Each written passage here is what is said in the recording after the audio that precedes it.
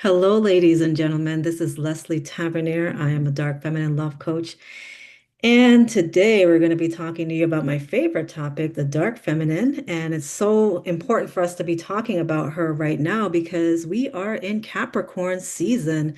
We just experienced the winter solstice, and this is the darkest time of the year if you're in the northern hemisphere. So this is her time. This is the dark feminine time of the year for those of us in the northern hemisphere. And from what I'm seeing on social media, there's a lot of misconception and weirdness around the dark feminine. So our topic for today is actually decentering men, but I have a whole bunch of questions to ask my dark masculine man before we get into today's topic.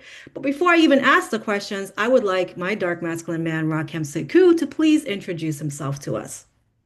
Peace and blessings. This is Rakem Sekou. I am a metaphysician, relationship coach, and priest at Pantheon, the spiritual community. And I've been doing this coaching and work for about 20 plus years. Thank you so much for being here with us today, Rakem. So let's get into it. I was going to ask you about this carousel that I saw on Instagram. I was going to ask that maybe like the seventh or eighth question, but one of my clients actually asked me to comment on it today privately. And so I was like, you know what? We got to address this right away. So I'm going to read to you a carousel from a woman on Instagram, and I'm going to read it exactly as written. I'm not going to leave anything out. And then I'm going to ask your opinion. So here's what she says. She says, men aren't addicted to sex. They are addicted to a woman's power. Sexual energy is creative energy. Creative energy is sexual energy. Creative sexual energy is driven by consciousness or lack thereof. When you engage in sex with a man, you are not just exchanging energy, you are exchanging consciousness. As the embodiment of the divine feminine, you are a receptive being, which means that any energy and consciousness that he carries within him is deposited into your portal. You receive all that he is and magnify it. Men know, even if only subconsciously, the nature of your power. This is why they are so drawn to you and so desperate to be inside of you. They do not have access to their inner feminine and can only experience creation and reconciliation through you. When they are inside of you, they dump their self loathing into you and take your magic for themselves. This is why so many women look and feel drained in their relationships and then experience the glow up after a breakup. They are no longer being siphoned from. This is also why men look like shit after a breakup or they move on quickly. They lose access to their energy supply and they must replace it as fast as possible. If you choose to engage in sexual acts with a man, it should be with a man who has been properly and long vetted by you to establish his worthiness to enter your sacred portal of creation. 99% of men don't deserve to breathe the same oxygen as you, much less be given access to the most precious part of your being. If you cannot learn to be a selfish bitch anywhere else in your life, this is the most important area to cultivate this energy. Your entire life depends on it. Far too many women have learned this the hard way. So now she's encouraging women to sign up for her Selfish Bitch course. This carousel got over 9,000 likes. And so I would like your opinion on this, Rakim. Is the dark feminine a selfish bitch as described by this woman? Well, not as described by this woman. I mean, I don't even know where to fucking start with all that shit. Um, I mean, there's so much going on in that fucking post. I mean, Mhm. obviously she's selling something. Obviously she has, her niche is like the anti-male niche, the superior woman niche. So that's kind of her slant. Plus, she's got some anger issues around the masculine. Mhm. So, and the issue with people like this is they take some things that are factual. So, the feminine is the power source. Yeah. There's no doubt about that. That's what feminine energy is, or one of its expressions is power. Mhm. Um, so that's true. Um, is a man addicted to a woman's power? A man is desirous of a woman's power. So, as you know, in our school, we have the choice paradigm, which explains why women choose to be with men. And we have the desire paradigm, which explains why men choose to be with women. Mhm. And one of those desires is what we call the power desire. The power desire is where a man wants to experience power, so he wants to experience a particular kind of feminine energy. And so he seeks that out in a woman who he deems as being a powerful woman. This is usually a dark feminine woman. Mhm. The issue of what she's saying is that these energies exist within all people. So the dark feminine exists within man, the dark masculine exists within woman. Mhm. But what happens is because the woman is the natural carrier of the feminine energy, the man's the natural carrier of the masculine, we tend to go to each other for, to experience those energies. You see what I'm saying? So it's not that he's addicted to, her power. No, men desire to have sex, just like all creatures on the planet. You see what I'm saying? Like every single entity and being on the planet desires to mate. It desires to connect with its complement. That's just the program in three-dimensional reality. So she's kind of conflating some things. Yes, the feminine is, the power source.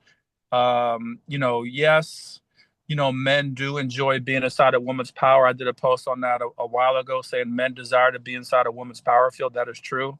But men desire different types of interaction with the feminine, not just being inside of her power. The statement around 99% of men don't deserve the air, like that's just kind of like hateration, like her bitter hurt coming out. So there's nothing really to say about that. Um, the issue in terms of women, after a breakup, Mhm. women like really being inside their kind of glow up. They call it the glow up, Mhm. right? Um, so the question is, well, why would a woman be depressed or have low energy inside of a relationship? And there's a few reasons why. One, most women are not masters of their sexuality, Mhm. so they don't know how to you know pull energy from the man that they're with and replenish themselves. Mhm. That's just you learn in tantra, you learn to be the master of your own sexual body, and once you become a master at that, then you're not going to be drained by a man. Number two, most women don't understand the purpose and point of relationships from a metaphysical perspective, and so they think they're like in the fantasy of love, and the man's going to do this and we're going to just drive off into the sunset happily ever after. So they have this like little girl attitude when it comes to relationships and when it comes to connection with with your complement is a very serious thing. And so the bottom line is most men and women don't know how to navigate that space. They're really, really immature when they're in that space. So when they get into a marriage, it's a lot more than what they expected in terms of the pressure, in terms of what's involved with it. And they don't really know how to handle it. And so they get stressed out. In addition to that, a lot of women, the reason why, they look so bad inside of marriage is because they sell the man that they're with, like kind of all these promises and all this fantasy as a way to get him to choose her for marriage. So a lot of women just do the extra, extra, extra stuff because they're not really confident in themselves being chosen by the man just for who they are. So they do all these things, and then they get into the marriage or relationship, and they find themselves doing all these things. But these things that the women are doing are not natural to them. This is not your inherent, organic way of being with the masculine or just in general. For example, a lot of women start to cook and clean on a regular basis. You aren't really like that. That's not who you are. A lot of women like to get into nurturing their man and doing all this stuff. You're not really like that. That's not who you are. You see what I'm saying? So what happens is the reason why these women are drained is because they're doing too much out the gate. You're trying to sell yourself to get chosen, sell yourself to get married, and you're inside what we call your false persona. Mhm. That's not who you really are. You can only be inside your false persona for so long. So after you're inside it for, months and then years at a time, what's going to happen is going to drain you. Why? Because that's not who you are. It's not feeding you. Instead of you being authentic out the gate, instead of you being real out the gate and just presenting yourself to this man as who you really are, you tried to add these additional things to, the package. Mhm. and now you can't sustain it, and now you're angry, and now you're resentful, and now you're tired. That's all that's happening. If you would have stayed inside your authentic self from the very beginning, you would not be overly taxed. If you would have stopped promising to do all these things and, take care of the man in a particular way and cut off these people, and not, if you would have stopped doing all that, you would not be exhausted. So again, this goes back to just women not understanding the point of relationships and how to manage. Relationship is a serious, serious thing, and too many people take it very, very light. This includes men too. You see what I'm saying? She mentioned about men being, drained after a relationship. You see what I'm saying? Um, I believe that, and there's a lot of reasons why men might be drained. One of the reasons why is it's true that if a woman is overgiving to a man's going to become addicted to that, and he's going to start to leverage it and lean on it. And when that's taken away, it's going to be devastating. So that is true. If you're with a woman who's overgiving, whether that be emotionally or physically or whatever it might be, and then she takes that away, or you all split, then that's going to be tough for a man to handle. The other part of it, though, is that a lot of men, they are genuinely heartbroken when there is a breakup. Like, men are oftentimes painted as not caring, not really having emotions or feelings and that kind of stuff. That's not true. When men break up and they separate or they divorce or whatever, most of these men are genuinely heartbroken. Like, they're crushed. Why? Because they do love the woman that they're with. They do care for the woman that they're with, right? Now, it does. I'm not saying that the men acted right. In most cases, the divorce was justified, and the man was not acting correctly and all that kind of stuff. But just because he wasn't acting correctly, just because he didn't know how to communicate, just because he, didn't show up in a way that he could have shown up better, doesn't mean he didn't love the woman he was with. That's a false narrative that a lot of these, angry female influencers are trying to paint out there about men. No, the man loved you. He wanted to be with you. Again, he needed to do work. He probably wasn't doing his work.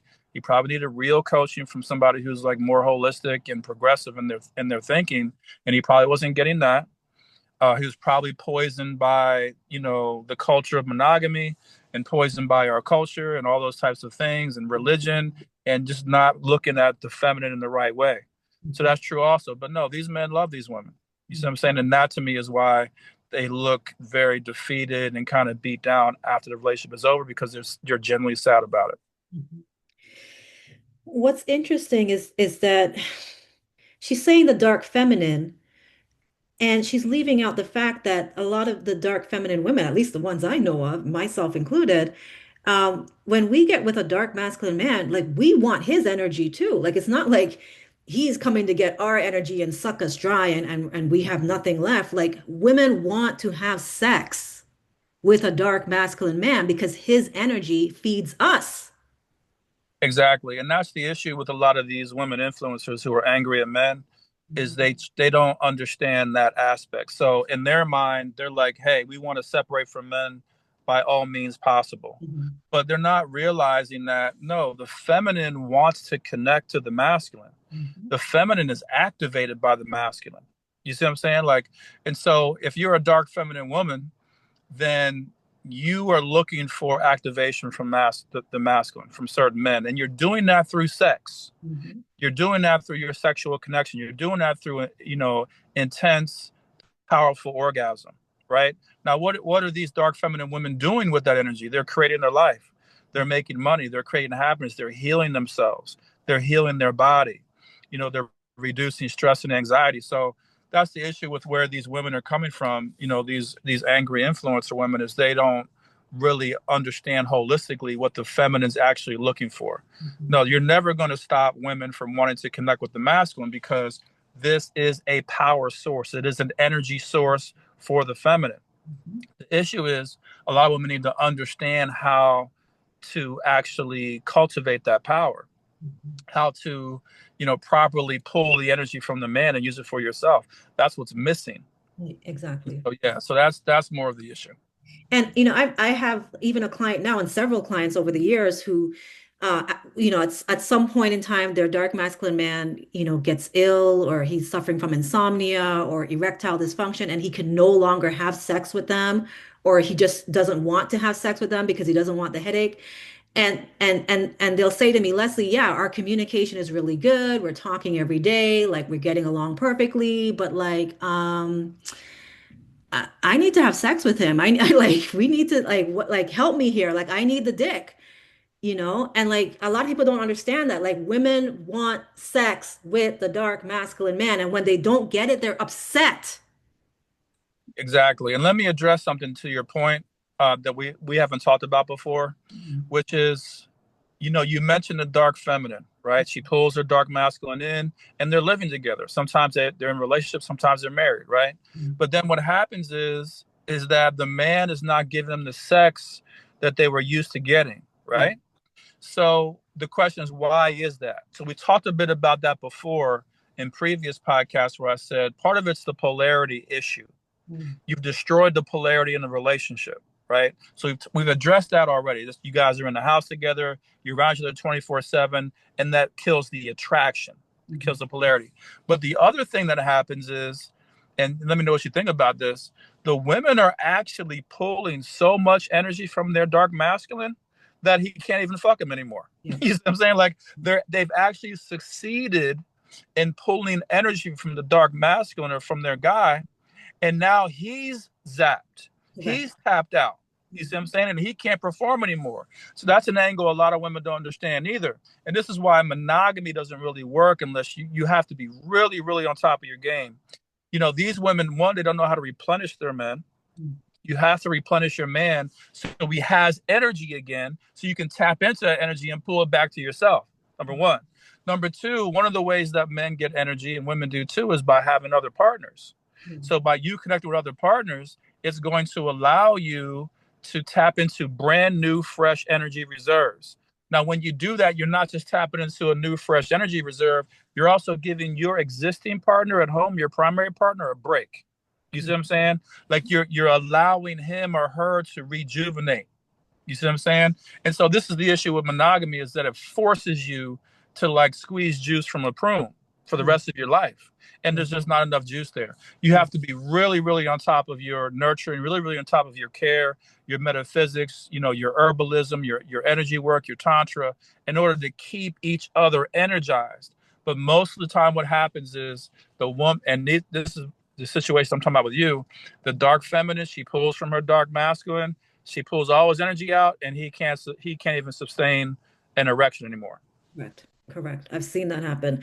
One more thing I want to say about that. One of the thing that most resonated with the people who commented on this post was the idea of siphoning. And so people love the victim villain framework. A lot of women love to feel like victims. They love to feel like, oh yeah, he siphoned my energy and he ruined me. And what I said to my client today is that it's not that he's siphoning you. What's actually happening is when you are suffering from anxious attachment, when you're insecure as fuck, when you're jealous as fuck, when you're monitoring his every move to make sure that he's not hitting like on another woman's Instagram photo, or like you're just, like constantly stressing about trying to make sure that he's monogamous, or stressing about trying to make sure that he thinks you're the most beautiful woman in the world, or whatever it is, like that's what's siphoning your energy. Absolutely. That level of insecurity within yourself, that just it takes away all your energy. It sabotages who you are as a goddess on the planet. You Mhm. know, and that's what has to be fixed. And we talked about this a little bit. You can't just turn that off, like with your conscious mind, and say, okay, I'm not going to check, their social media. I'm not going to worry about other women. I'm not going to worry about jealousy and stuff like that. It doesn't work that way. This is an internal issue, right? That needs to be addressed through inner work. You have an insecurity that was founded in your childhood. You see what I'm saying? There's something that happened inside your childhood or your early years where you didn't have confidence as yourself as a little girl, or confidence in yourself as a little girl. And so that created the foundation of the insecurity. And now throughout your adult life, you're doing this kind of thing constantly. And you know it to be true because this is not the first time you've done that. You're doing it over and over and over again, regardless of who you're with, regardless of which relationship that you're in. So that's how you know it's an inner trauma. It's an inner addiction that you have. So that has to be managed. That has to be dealt with. And then once that's dealt with, now you can start to get into some discipline, and try to stop yourself from checking social media and feeling so jealous. Mhm. But these are inner issues. In terms of the victim mentality, yeah, I mean, it's just our culture here in America. Americans love the victim mentality because it's a way you can get support. You can get people to like really give you supportive energy and that kind of stuff, and it just feels good to not be inside your power as a god or a goddess being and just kind of blame the world for everything. Yeah. When I talk about being inside your goddess consciousness, and when I work with women, that I want you to understand and want your listeners to understand that's not an easy path. Yeah. I'm not here to teach the masses of people. You know what I'm saying? Like, most people are not really willing to be inside of their power. Mm. You see what I'm saying? They'd rather be inside like a victim mentality and say the world's against them and it was this person's fault and that person's fault and that kind of stuff. Like, that feels a lot easier to obtain and a lot better. The goddess path is more serious. When we talk about the archetypes, the lover, the conservationist, the devotee, like, these women are not, there's no victim anything. Yeah. These are women who are in their power. These are women who create their lives. These are women who manifest their lives. These are women who master what it means to be inside relationships, who master what it means to wield and cultivate feminine energy. Mhm. So, it's a specialized path. You just have to, you're gonna have to understand that a lot of people aren't going to want that path. Mm. They're not going to want the responsibility that comes with it. And not only that, they're not going to want the power. Like, most people don't know what it feels like to have a lot of power inside of your body.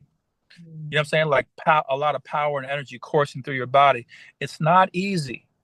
Being a container of power, being a container of energy, being somebody who can affect the world based on your thoughts, that's not an easy path to follow. Because Mm. a lot of people understand that they end up either pulling in havoc to their own lives because of their own power, or they end up affecting people around them in a negative way, and that doesn't feel good. It doesn't feel good when you are the person behind affecting your environment in a very visceral way, and it affects people negatively. So a lot of people shy away from power. They'd rather be in the victim kind of mindset and archetype and mentality because it's just easier. It just feels better. But that's where the majority of humans are. That's why when you look at like secret societies and you look at initiations throughout the centuries and the millennia, Mhm. it's only a select few people. Mm. It's like the top 10% of the nation that can really even participate in some of the top level initiations, because most people, they're just not ready for it. They don't want it. They their mindset just isn't there. So that's one of the things that's happening. Yeah. All right. So speaking of the hurt little girl, what do you think is behind so many women's desire for a man to initiate contact 100% of the time and pay for everything 100% of the time? Like, what's underneath that? Well, part of it is cultural. Part of it is like, women have been taught throughout the ages, here in America, that men pay for everything. Mhm. And that goes back to when women couldn't have jobs and they couldn't have bank accounts and they couldn't work. So yeah, back then, back in the 30s and 40s, Mhm. less most women, unless they were exceptional women, there were a lot of exceptional women actually who were even back then who were millionaires, and back then who were making money, and you see what I'm saying? But most women, they didn't have access to money. So the culture was, okay, the man's going to pay for everything. You see Mhm. what I'm saying? The man's going to house the woman, all that kind of stuff. Where, women fought for equality. Mhm. And so now women have equality and they have money and they have, access to all the things that men have. So there's really, that cultural norm that was very popular about 70, 80 years ago is not required anymore. Mhm. Again, you can still do it. If you're a woman and you want a man to pay everything, that's fine. But part of it is the culture, right? The other part of it is, again, it's an inner insecurity within you. Mhm. So the woman wants the man to pay for everything as a show of his love and a show that she's worthy and a show of her beauty and all those types of things. And she feels like, well, if he doesn't do those things, I must not be beautiful enough because other women are getting that. So I must not be worthy enough. Other women are getting that. You see what I'm saying? So that's the other part of it, where she doesn't feel good about who she is as a woman, and she feels like him paying for everything is going to make her more worthy of his love and more of a woman. But it's not the case. Mhm. It's really just it's a preference. And Yeah. I don't have a judgment either way. If a woman wants a man to pay for everything, cool. If a man wants a woman to pay for everything, cool. You see what I'm saying? It doesn't really matter. You can have whatever you want. But if you need that, if you're insecure without that, if it's a trigger for you that, a man's not paying 100% of everything for the rest of your life, then that probably is a problem. Mm.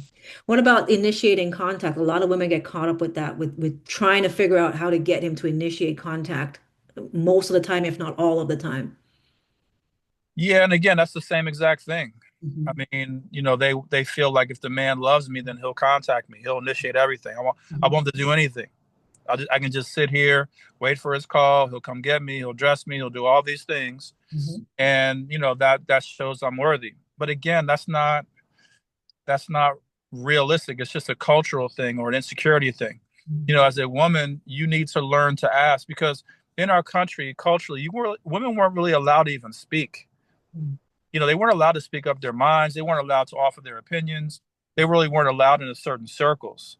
So it's like a holdover from that kind of cultural norm when women didn't have any rights and that kind of stuff. That's not the case anymore. If you're a woman, you want something, you better go get it. You know what I'm saying? And you can go get it either externally or you can use your feminine power and attract it. Either way, it's the it's the same amount of work. So if you don't want to reach out to him, at the very least, you should be doing your feminine magic to have him actually reach out to you. You see what I'm saying? But either way, it's going to be work. And I just feel like women are kind of lost in the cultural aspect Mhm. of dating and monogamy, and they really don't get it. Mhm. All right, Yada Awakening. Oh, He Jesus. said he said that any man who doesn't pay for everything 100% of the time doesn't love that woman. Is that true, Rakim? That is not true. So as a man, you don't have to pay for everything 100% of the time in order for you to love your woman.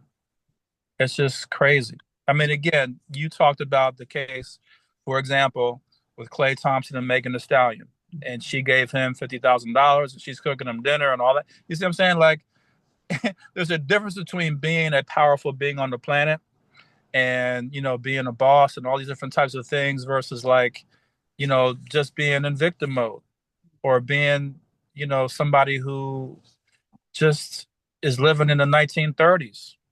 No, women give men money all the time, and these men love them, and these men adore them, and all these types of things, and vice versa. Like it's an exchange. Again, I'm not telling people how they should go about their relationship, but like you've said before, like the money thing, and you've come to realize this through what you've seen doing your research. That stuff is all twisted. The Mhm. money thing, like women really have that twisted. Mhm. You see what I'm saying? Like, no, a man paying for 100% of everything does not equal love. Correct. And a lot of times it actually equals control. And you know that too. Mhm. That's very true. Okay, you recently mentioned the rapper Blueface and his interview with Shannon Sharp. And in that interview, he mentioned that his mother had three kids for three different men. Yeah. And and so he regarded her as a hoe. So I want to know what your thoughts are on this because I know that you're a polyamorous man. And my thinking is if women en masse were doing polyamory, actually even now, even without doing polyamory, there's a lot of women that do have children for more than one man. Is that something that we should discourage or should we shame women for that? Or like, how do we, what do we do with that? With women having kids from multiple men? Well, there's no issue with women having kids from multiple men from me, from my standpoint. Okay.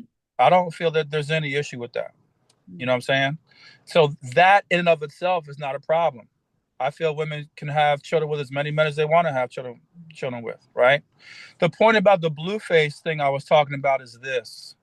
He's simply saying, look, you're my mother. You're my older sister.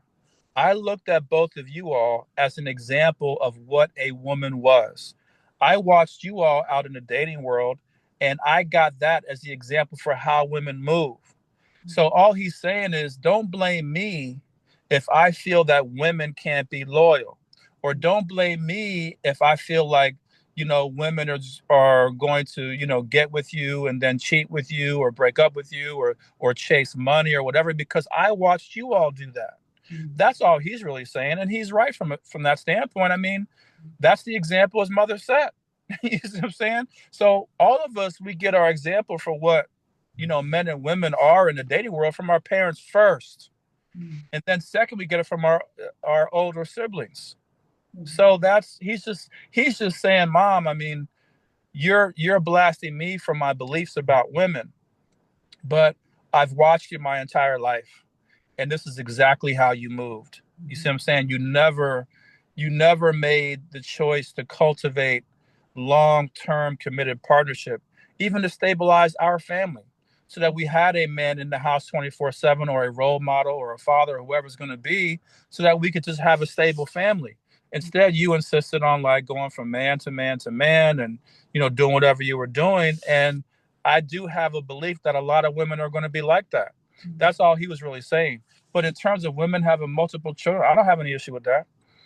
I feel it's our culture. I feel monogamous culture punishes you harshly for that. Very much so. But I feel that's kind of like, I feel that's misplaced. I feel women who've had multiple children make great wives, great mothers, all those types of things. I feel those women also, they probably need support. They probably need stability. They probably need healing. So that probably is true. I know a lot of women who are having multiple children. They do have some trauma going on. They do need some support and some healing. That is true. Just like the men who are making these babies need the same thing. You see what I'm saying? But no, I don't have any belief that a woman with multiple children is somehow disqualified from being a good woman or a solid wife or a great mother. I think that's ridiculousness. But that's what monogamous culture teaches. Monogamous culture, it creates a hierarchy. See what I'm saying? And if you have these red flags or whatever you want to call against you, then it knocks down your dating uh, profile. Makes you less of a viable candidate in the dating pool.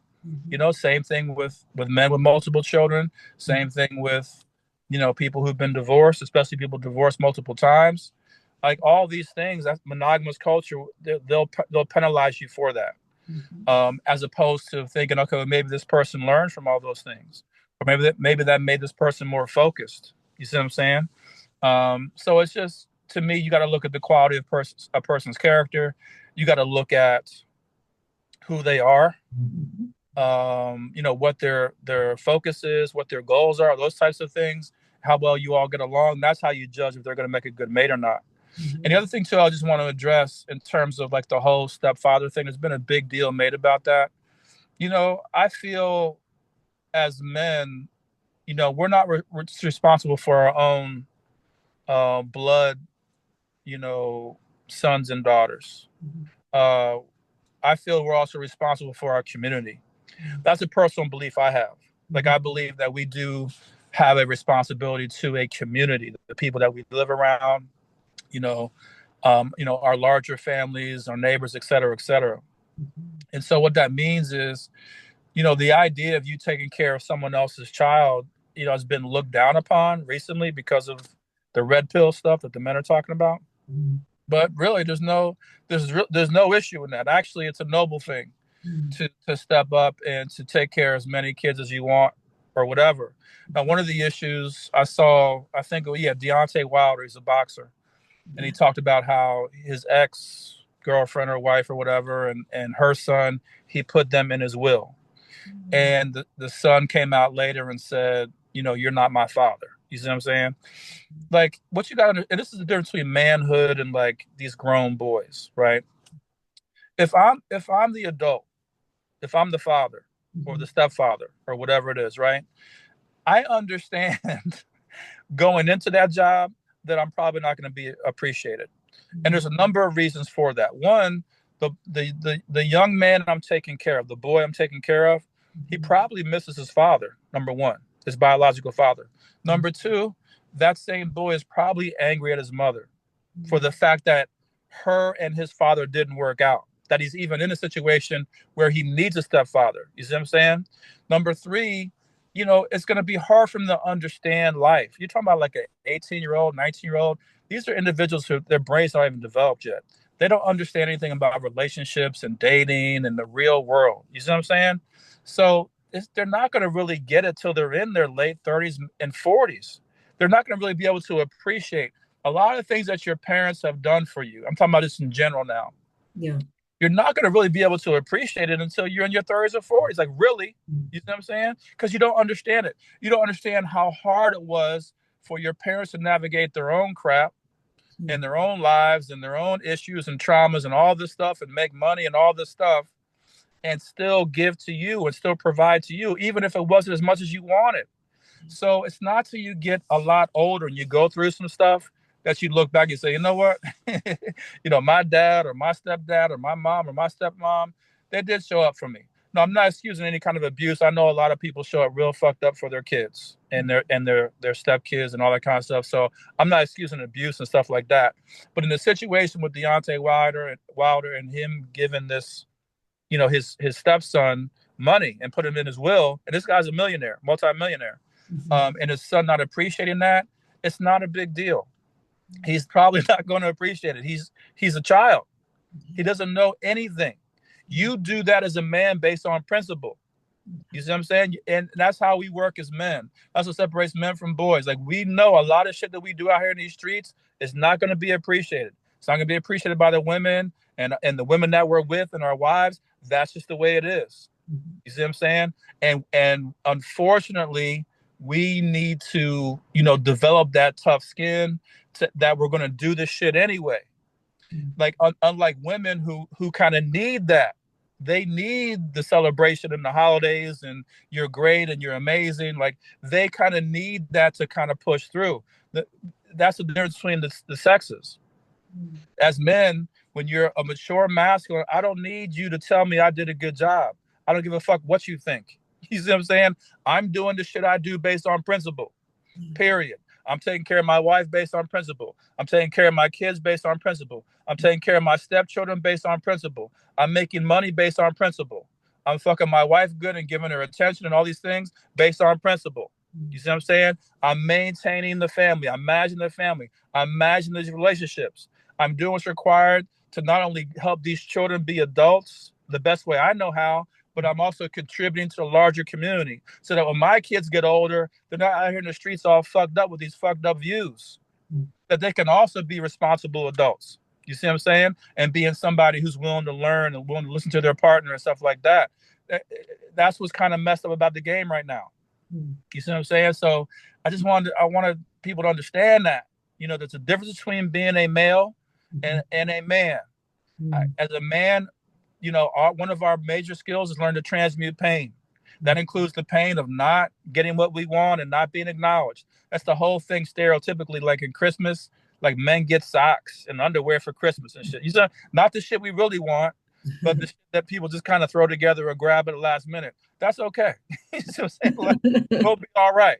You see what I'm saying? We'll come together in men's circles. We'll come together in brotherhood, and we'll acknowledge the work that we're doing out here in the field, and we'll lift each other up. But we don't need women or these stepchildren or our children or anybody else in the community, telling us who we are and what we're doing. So my question for you, Rakim, is a lot of people, especially people who are racist, criticize Black women, particularly, who have multiple baby fathers, as if to say, this is an indicator that Black women are um, lacking in sexual discipline. And so, what are your thoughts on that? Should Black women strive to have children with only one man so that people can't say like we don't have any discipline?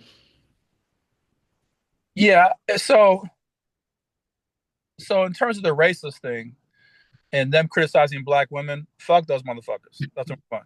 In terms of Black women having children, okay, here's the most important thing from my standpoint.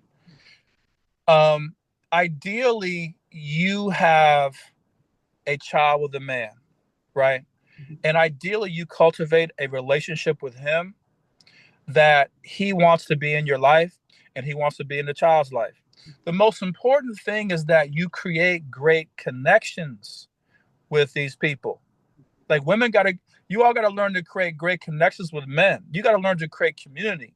Okay. So let's say you and your child's father, you don't, you don't end up getting married for whatever reason.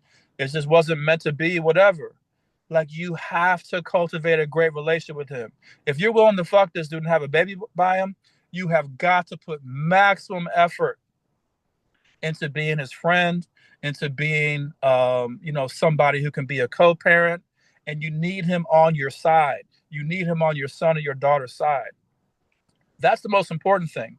The most important thing is having like, men and male role models, and ideally these children's fathers in, inside your community, even if you all can't get along. In terms of the multiple children, it's the same thing. Let's say she had a baby by this one guy, he wouldn't settle down. Okay, she's got to work on cultivating a good relationship with him. Let's say she gets with somebody else, has a baby with him. Same thing. You got to cultivate a good relationship with him, right? And you got to learn from all this stuff. Like, why are you having babies and you're not getting married? Why are you, you shouldn't continue to just have babies outside of wedlock if you can help it. Like, learn to like cultivate community and family. You see what I'm saying? Like, I understand like things happen. I get it. You know what I'm saying?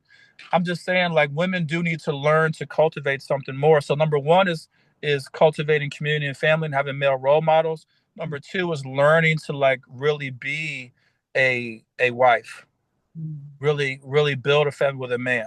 You see what I'm saying? And even if you have multiple children, then that's fine. I know a lot of blended families, like where the man has three kids, the woman's got four, they're by different people, not each other, and they come together in family, and the shit is great. You know what I'm saying? And so it's, you have to cultivate these relationships. Find people that you get along with, that you love, that you trust around your children, and bring them into the fold, and you all, move through life together. That's what it's really about. Again, the marriage thing is fine. I support marriage. I've been married for over 30 years. You see what I'm saying? But it's not always attainable for everyone. And most people are not good at marriage, and they end up making a bigger mess. I'd rather these women cultivate friendships and connections with these men, so that the men are in the child's lives and in their lives, and helping to protect everybody involved, then you get married to the guy and then you end up divorcing 10 years later, and it creates a lot of hurt, a lot of resentment. The child's going to be all fucked up as a result, that kind of stuff, as opposed to you creating a family community of love, whatever that looks like. Okay, so what I'm hearing you say that it's not so much like a woman having multiple baby fathers, that in and of itself is not the problem. The problem is that those relationships are completely severed. So for example, my grandmother had seven children with three different men. And from what I understand, she was not on good terms with any of those three men. And so what I'm hearing from you is that if she had maintained at least a friendship with those three men so that they're still in the lives of the seven children, even if they're not married to her or whatever, if she had still maintained a connection and a friendship so that those men could still come around and support the children, then that would have been a beautiful thing. Is that what you're saying? Absolutely. So let's say that marriage is off the table with these men, but you're having kids with them, like two kids apiece, 2.3 kids apiece with each man. You see what I'm saying? So the next best thing is the men love you, you love them, and they love and take care and support the children as best they possibly can. If you can't cultivate that, if you can't create that as a woman, then that's when the criticism is more justified. Okay, why are you having a baby by this man? And again, I understand that something happens like once, but you're having multiple kids by him, and you still don't cultivate the love and the connection and the family and the community and the support. Like, that's an issue. That is an issue. You see what I'm saying? The fact that your grandmother had seven children by three different men and none of the men were in the picture, that's a problem. Like, women, when we talk about feminine power, this is what we're talking about. You see what I'm saying? Like, women need to use their feminine power to cultivate relationships with men, and to create families. You see what I'm saying? Like, whatever that takes, like, what are we doing? Like, where's your priority? You see what I'm saying? Now, absent all that, Let's say the men, for whatever reason, aren't around. You still got to find a male role model for these children. I don't care if it's an uncle, if it's your older brother, whoever it is. Like, you need to find men who you trust, who you can have around these children, man, and who can support you as a woman. You have to learn to cultivate relations with these men. Like, don't listen to these crazy ass female influencers out here that are talking all this crazy shit about we don't need men. Mm, You know what I'm saying? That's like saying, we live in America, we don't need money. Fuck all that bullshit. You see what I'm saying? You need to learn to cultivate, like, heal your inner wounds, your inner masculine wounds, because you can have good relationships with men for all people. mhm, You see what I'm saying? Like, heal your inner feminine, heal your inner masculine, so you can create community and family. That's what the issue is. A lot of these women, they haven't healed their inner feminine. You understand what I'm saying? And a lot of these women end up having daughters. Okay.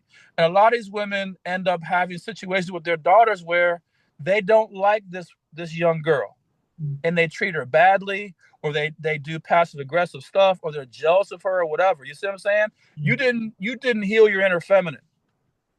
Like, get away from this gender war bullshit. You see what I'm saying? Like, do you have love and community and family around you? Yes or no? If the answer is no, your shit is fucked up. You got to fix that shit right away.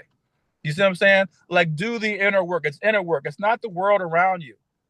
Again, get out of this victim mentality where everybody else outside of you is the problem. Fuck that bullshit. You see what I'm saying? You need to fix yourself so you can create family and loving relationships and community, and provide what's required and needed for these children, man. Because I'm telling you, they grow up and they're just gonna be angry, like, just like y'all. You see what I'm saying? And they're gonna be even worse towards the women and worse towards the men. Like, we don't need that. Like, let's cultivate some competent, mature adult human beings. But it starts with us first. yeah. All right, so switching gears, recently you shared a reel. It was from one of our previous podcasts, actually, where you said that you see, as a Tantra practitioner, you see the beauty in all women. And I had a difficult time with that because, in the past, you said that you consider me to be average in looks. And so when I saw you say that you see the beauty in most all women, I just didn't understand what you were saying. So could you tell us more about that, please? But yeah, first of all, average is beautiful. I don't know why people have this thing where they think average can't be beautiful. You know what I'm saying? Like, an average person can't be beautiful. No, they can. An average man can be handsome. You see what I'm saying? So the fact that everybody's focused on, I guess, Instagram people or whatever, and you got to be like, a stereotypical 9 or 10 to be considered beautiful is ridiculous. When I say I see the beauty in all women, yeah, I see the beauty in women, and those women might be average, Hmm. but they're still beautiful. Number two, it's not just external looks that I'm talking about. I'm talking about, her energy. I'm talking about how she feels. I'm talking about how she moves and those types of things. I'm talking about her grace and that type of thing. Number three is, when I say that I see the beauty in all women, it doesn't mean that those women have brought that beauty out yet. I see it. It's no different than me looking at a child and saying, I see the potential in him. He's going to be a great, cello player, a pianist, or a football player, whatever. Like, I see the potential in him. I see the greatest in him. Is he great right now? No, the fuck he's not. You see what I'm saying? Same thing with the women I work with. Some of the women, I see the beauty in them. Are they beautiful now? Are they cultivating that beauty? Are they embracing that beauty? No, they're not. That's the whole point of the tantra session. So you can begin to get into your beauty as a woman. So you can begin to possess that and cultivate that and embrace that within yourself. Again, this whole thing that if you're average, there's some kind of issue with that. Most human beings on the planet are average. Most, like the vast majority, like 66, 70% are average. You Mhm. see what I'm saying? That's just the way it is. Is there beauty in that? Absolutely. So, again, I just feel like with you and a lot of women, they get this trigger about the average thing. You see what I'm saying? Well, if you don't want to be average, fucking be better. Mhm. Get better. Do the things you got to do to get out of that, the average echelon, and make yourself an 8 or a 9 or a 10. Like, Okay. do the The, fucking work. Don't be the, mad at me because I'm telling the truth about who you are. the thing is, Raquel, most people think beauty means that you're an 8, 9, or 10. So if you're saying you're a 5 or a 6, how are you then also saying that a 5 or a 6 is beautiful? I think they're beautiful. A lot of the women I date are fives and sixes. If I didn't think they were beautiful, I wouldn't be with them. If I thought they were ugly, I don't date ugly women. If I'm dating a woman, it's because I see the beauty in her. Now, other people might see her as ugly or not attractive, but if I'm with her, I see the beauty in her. That's what I'm talking about. You've even criticized this about me. A lot of women that I've dated, you said, you felt they weren't attractive. That's on you. I see the beauty in them. You see what I'm saying? I'm good. I'm happy. I'm cool with who I'm dating. You see what I'm saying? So, What does average, how do you define, like, what's, when you say somebody's a 9 or 10 and they're beautiful and a 5 or 6 is also beautiful, what do these numbers mean then? well, the numbers for me, just so people understand, if you're a 9 or 10, you're exceptional. Okay. You are a professional athlete. You're in the NFL. Okay. So again, how many people play football around the world or play soccer around the world? Okay. Very few. How many of those people are earning millions of dollars a year playing the sport? Like 0.00001% of those individuals. Why? Because they're exceptional. And when you're exceptional, you get fucking paid for being exceptional. You see what I'm saying? You're exceptional because when you look around, you're getting paid. You see what I'm saying? You're getting attention. People are coming at you. They want to be around you. They want to know something. They want to know. You see what I'm saying? All these things. Exceptional people are not just, I don't really believe in the 10. So my scales are 1 to 3, 4 to 6, and 7 to 9. Like a 10 is a unicorn to me. You see what I'm saying? But, like a 9, an 8, and 9, these are exceptional women. These are women who can walk into Vogue or walk into one of these magazines and get a fucking photo shoot and be on the fucking front cover or make money based on their look. Okay. That's an 8 or 9 to me. Okay. You know what I'm saying? The average person is the rest of us. You see what I'm saying? We're not going to be on Vogue. We're Mhm. not going to be on the cover of these magazines. We're not going to get paid to model. We're not going to get paid to, show and advertise clothes. They, these are the average people. Now we might not be average in other places, like maybe we're exceptional when it comes to math or being mothers or being father or whatever it is. But when it comes to looks, when it comes to beauty, yes, you all are average. And there's nothing wrong with that. Welcome to the group. We're all there. The exceptional people are very easy to identify. Yeah. First of all, they put so much time, energy, and work into being beautiful. Mhm. You see what I'm saying? They cultivate that. They live beauty every single day. Yeah. I've seen women like this. Like they live and breathe this stuff. Every day they got patches on their faces and they're watching they're not eating the food everybody else is eating. You see what I'm saying? Like they're shopping for clothes, like because they're looking for the perfect fit for the stuff that fits them. You see what I'm saying? They're not interacting with certain people because the energy, they're not going here because of the temperature. Like there's people who live beauty Mhm. and it shows. You see what I'm saying? And they get paid, and good for them. Okay. But for people to have an issue with being called average, you're just not being realistic about life, and that's the issue. Like this stuff is about being realistic with where you are, so you have the option to make a change if you want to. If you're in denial, if I'm walking around and I'm saying I'm a 10, what the fuck? Then I have no work to do. I don't have anything I need to do to improve my look. Mhm. No, no, nothing in the gym. No, no more muscles.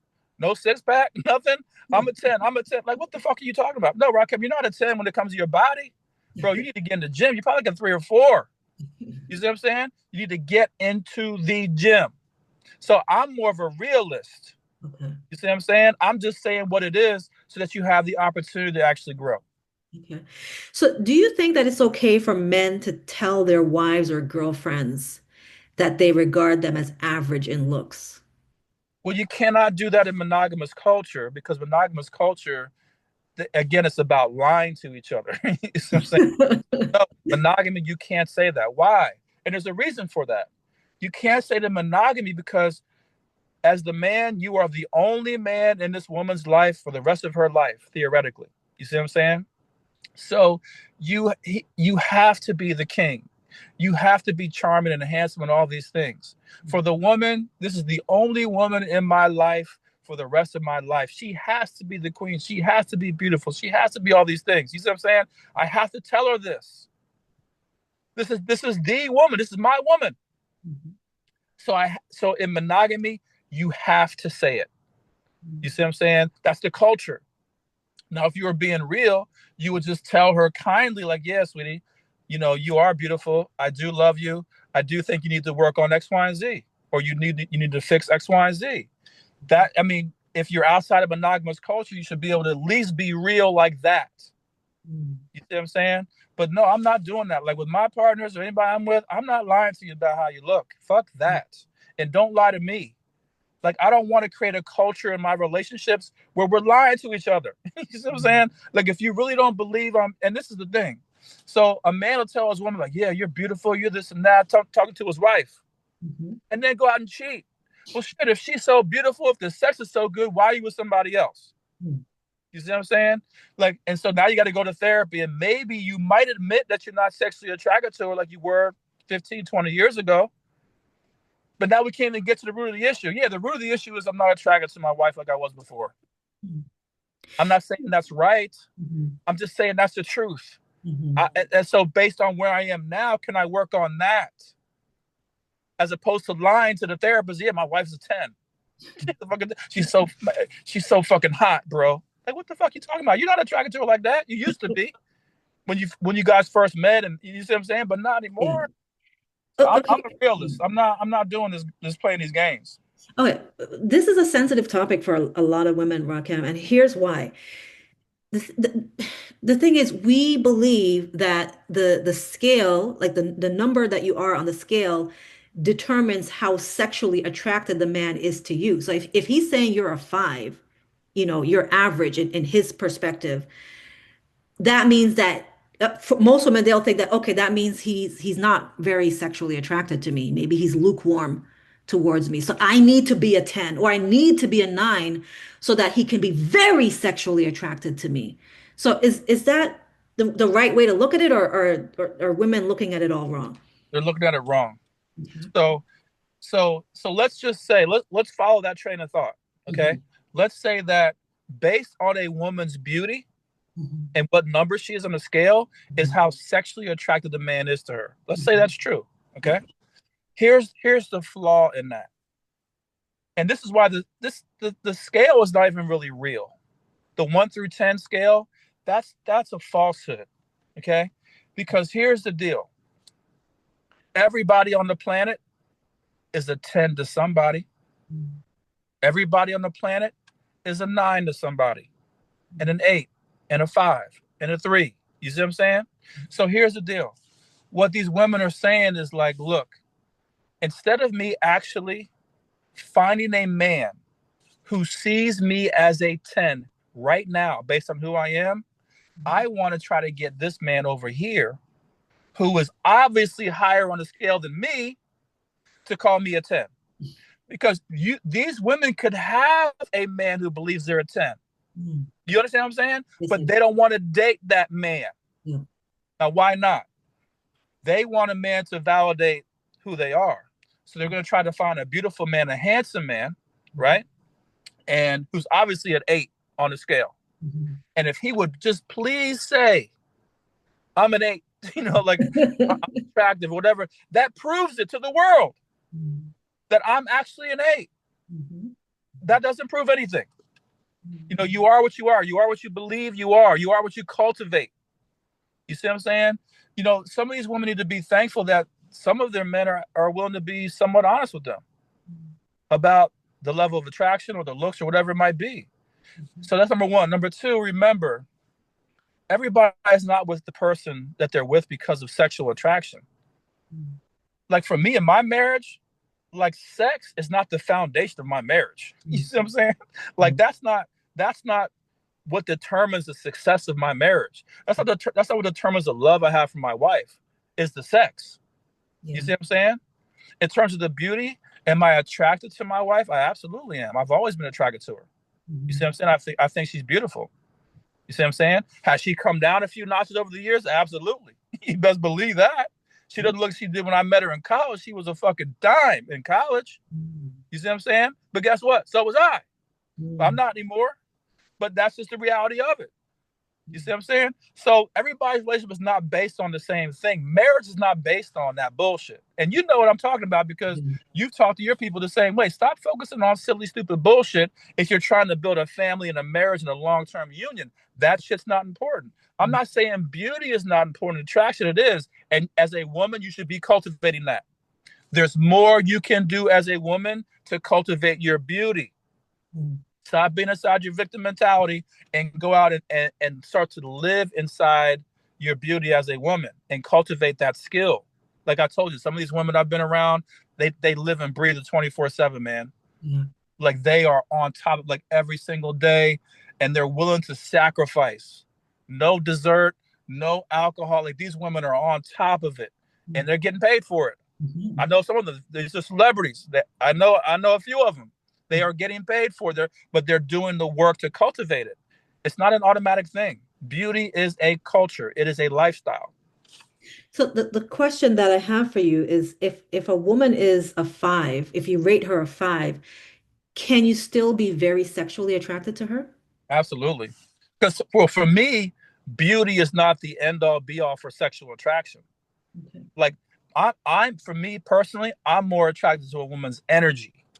Mm. So the energy means, does she have magnetism? Is she pulling me in? Is she mysterious? Does she move with grace? Is she sexy? Sexy is different than beauty. Mm. I dated women before who, to me, they're not beautiful, like stereotypically beautiful, but they're sexy as a motherfucker. You see what I'm saying? And that shit was a turn on for me.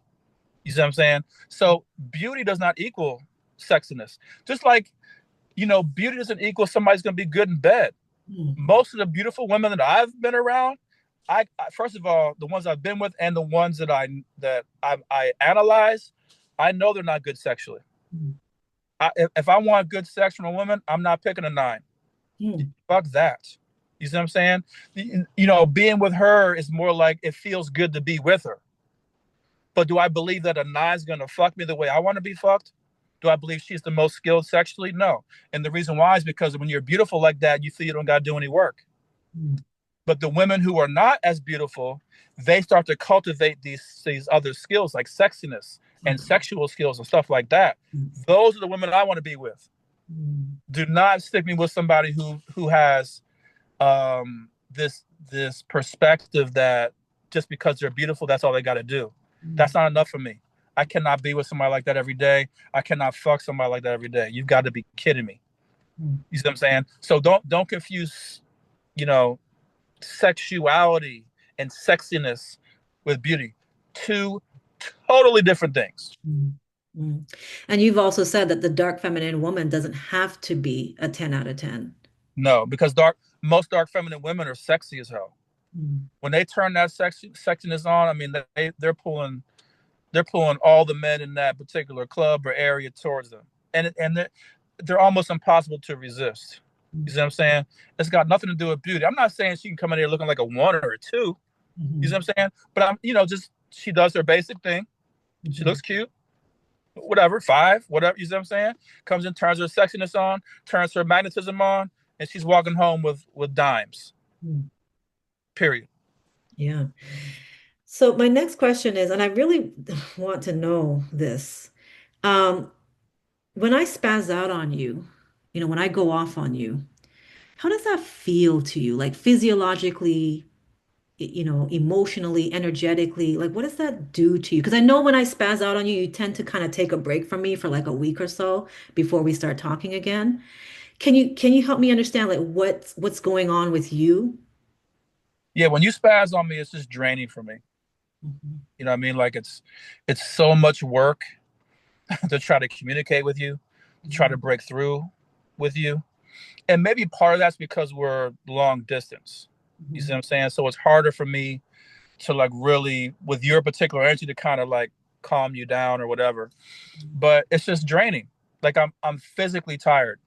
I'm emotionally drained when I'm done like going through one of your spaz outs or your spats. You see what I'm saying? And so I need a break. I need to get something to eat. I need to go to sleep. I need to be in the dark for a minute. I need to take some herbs, drink some tea. You know what I'm saying? Like I need to be re-energized. It's no different than when I do tantra work. When I do some serious tantra work, a lot of times I'm drained afterwards. Like I'm tired. You see what I'm saying? And so I need to replenish. And so, yeah, a lot of time, not all the time with you, but a lot of times when you do that, like real hectic, real frantic spazzing, I'm just drained. And so when you see me take a break from you, it's just like, you know, I just need to go replenish. Because I have other things to do.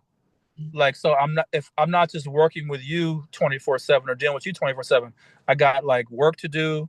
I got books to write. I got coaches, people to coach who also need my energy. You see what I'm saying? And so I can't just give you all my energy. I'm tapped out. I gotta like go make a living. You know what I'm saying? I gotta focus on my health, that kind of stuff. That's how I feel about it. Thank you for sharing that because I think a lot of women they don't understand the damage that they do to their dark masculine man when they go off on him. Like they think he should just be able to handle it, but like no, like the men feel it. Absolutely. Yeah. And again, every man's different. Every situation is different. I'm talking about you and I specifically. There's times when you're going off, and you've experienced this when I've been fine. Mhm. I've been able to talk you off the ledge and hold space for you and stuff like that. There's other times where I haven't. And Mhm. it's the same thing with these other relationships. Sometimes men are fine. They can hold space. They can be there. They can hear what she's saying. They can empathize with what she's saying, the whole nine. Other Mhm. times they can't. So it Mhm. really depends on the person. It depends on the couple, the situation. The last thing I'll say about this, though, is as a woman who, you're going to spaz out on a regular basis. And I've always tried to tell you this. Like I told you, this is not going anywhere for you, right? So you do need to try to cultivate an ability to nip that in the bud at some point. You know what I'm saying? Like you do need to try to figure out, how do I snap out of it at some point, or how do I, you know what I'm saying? Like stop spazzing or control it or tone it down. Like you do need to have some mastery over yourself. And so I would say that to these women, like, yeah, you're gonna be emotional and go off, and that's cool. Like we get it. You know what I'm saying? But at the same time, when it's like repeated over and over again, and you haven't really cultivated the ability to control yourself at all, like you've got no control over this. You see what I'm saying?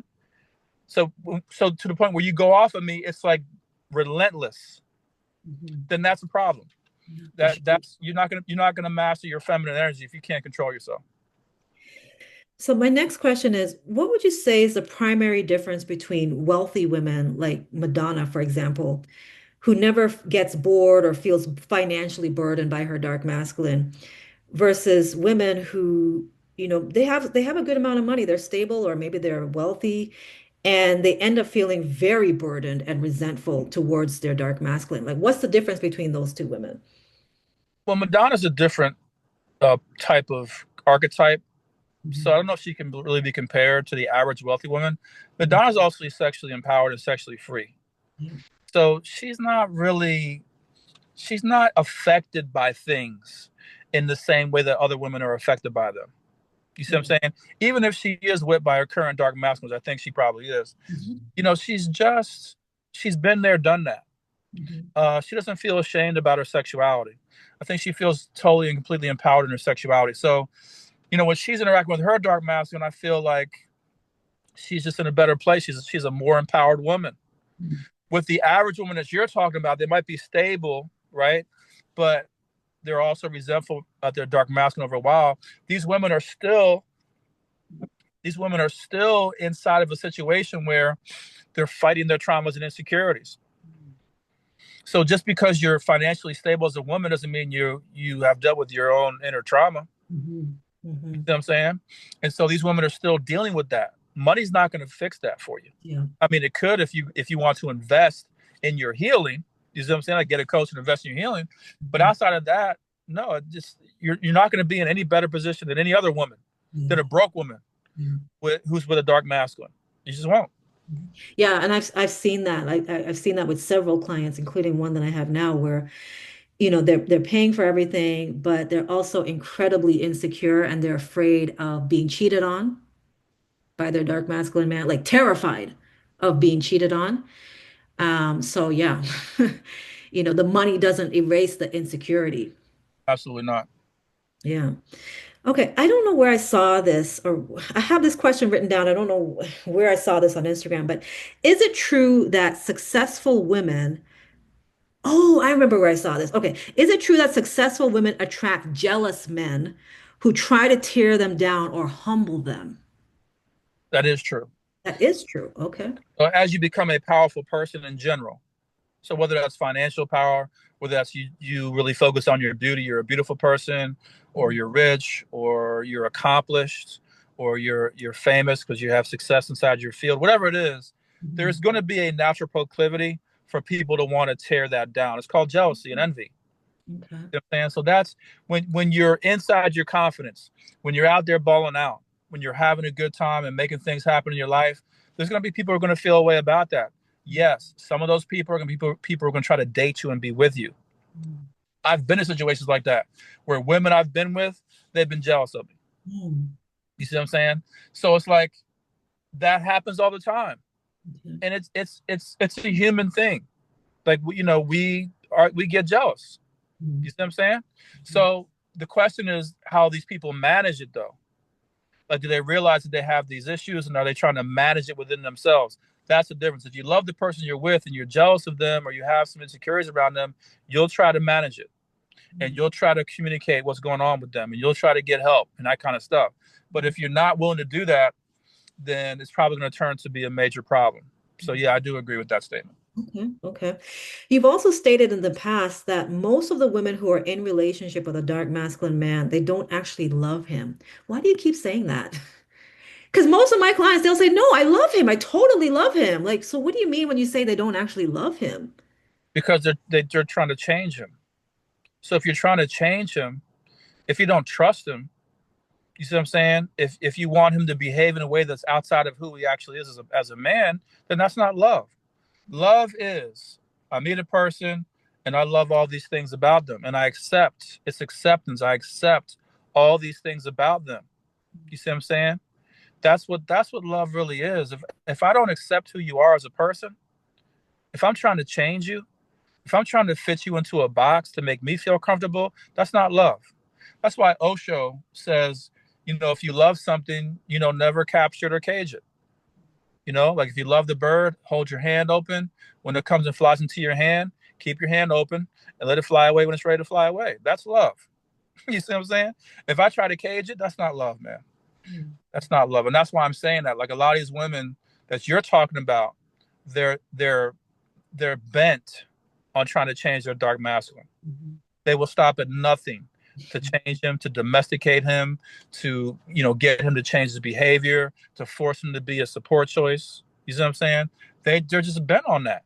I'm like, you don't care anything about this dude. You know what I'm saying? You're trying to fit him into your fantasy of what it means to be in a relationship, and he's just a pawn in your game. Wow. Okay. So recently I had a man, he used to call himself Coach Kair. Now he calls himself OE Son. And he kind of came at me aggressively out of the blue on my page and was trying to like, I guess like insinuate that my coaching is bullshit. Um, and he has a long history of like getting into arguments with women.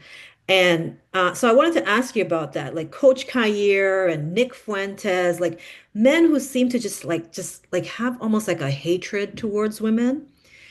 How can they heal that? Yeah, just in general, if you're a man and you have a hatred towards women, then you more than likely have a deep mother wound. You see what I'm saying? There's something deep there that you got to fix. So you're at war with your inner feminine, and you need to fix that. And you do that through inner work and through acknowledgement and a lot of stuff. What you got to understand is a lot of men have been hurt really badly by the feminine element. I know we only talk about how women have been hurt by men. You see what I'm saying? But the reality of it is a lot of men, a lot of boys have been severely, severely hurt and abused by their feminine caretakers, whether that be their mother or stepmother or aunt or grandma or whatever. Like as a coach, I've heard horror stories, bro. It's like it's really bad. It's almost unbelievable the things that a lot of these women have done to these children. It's I mean, and continuous, very subtle, continuous, consistent, passive aggressive behavior that over time just fucking debilitates these young boys. You see what I'm saying? And so, and a lot of it's because they're mad at the father or whatever. You see what I'm saying? Like, so yeah, when you see men like that and they're angry at the whole feminine species, then yeah, there's some serious mother stuff going on, and they got to fix that within themselves. Same thing with the women who are mad at men.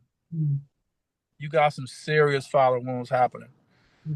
Okay, so lots of healing the mother wound is what Um, you mean. yeah, that at the very least, that's where I would start.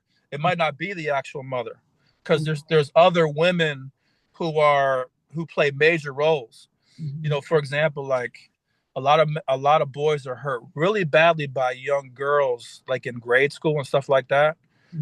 Very fierce rejection, very fierce teasing, very fierce being made fun of and talked about and gossip. Like a lot of young boys experience really bad trauma as a result of those particular feminine archetypes. The girls in grade school, middle Yeah, school, stuff like that. You see what I'm saying? yeah. It's not always the mother. I don't want to say it's always the mother for these guys, but an important feminine archetype at a particular time in that young boy's life who hurt him badly. Um, that's where I would start. It could be other things, could be like cultural stuff. Um, sometimes men get rejected by women and they take it out on all women. You know what I'm saying? Because that's just how they feel. And they get caught up in the wrong circles and the wrong information loops and stuff like that, and they go down a rabbit hole and now they're mad at the world. That's how white supremacists are formed. Like most white supremacists are just kind of like losers. You see what I'm saying? And they're easily intimidated and they're easily manipulated by these other losers to hate people. So instead of these men and women like cultivating themselves and going out in the world just being dope, you see what I'm saying? Instead of doing that, they're gonna like target a whole group of people and be mad at them or whatever. And I just feel like it's all the same thing. It's just you're dealing with some inner wounds Okay. and you're targeting a whole group of people, and that's that by itself is crazy as far. I mean, that's nuts. It's a mental at that point it becomes a mental illness. All right, let's talk a bit now about Sharon Moore. He was a college football coach Oh, who was fired for having an affair with his executive assistant. So I'd like to ask you to share what type of subconscious programming do you think would result in a black man being caught cheating on his white wife and impregnating his white mistress twice, and then subsequently losing his very high-paying job and thus being publicly humiliated and imprisoned. He was imprisoned for one night, I believe it was, because he went after his mistress and whatever. But like, what do you think was is going on in the psychology of Sharon Moore?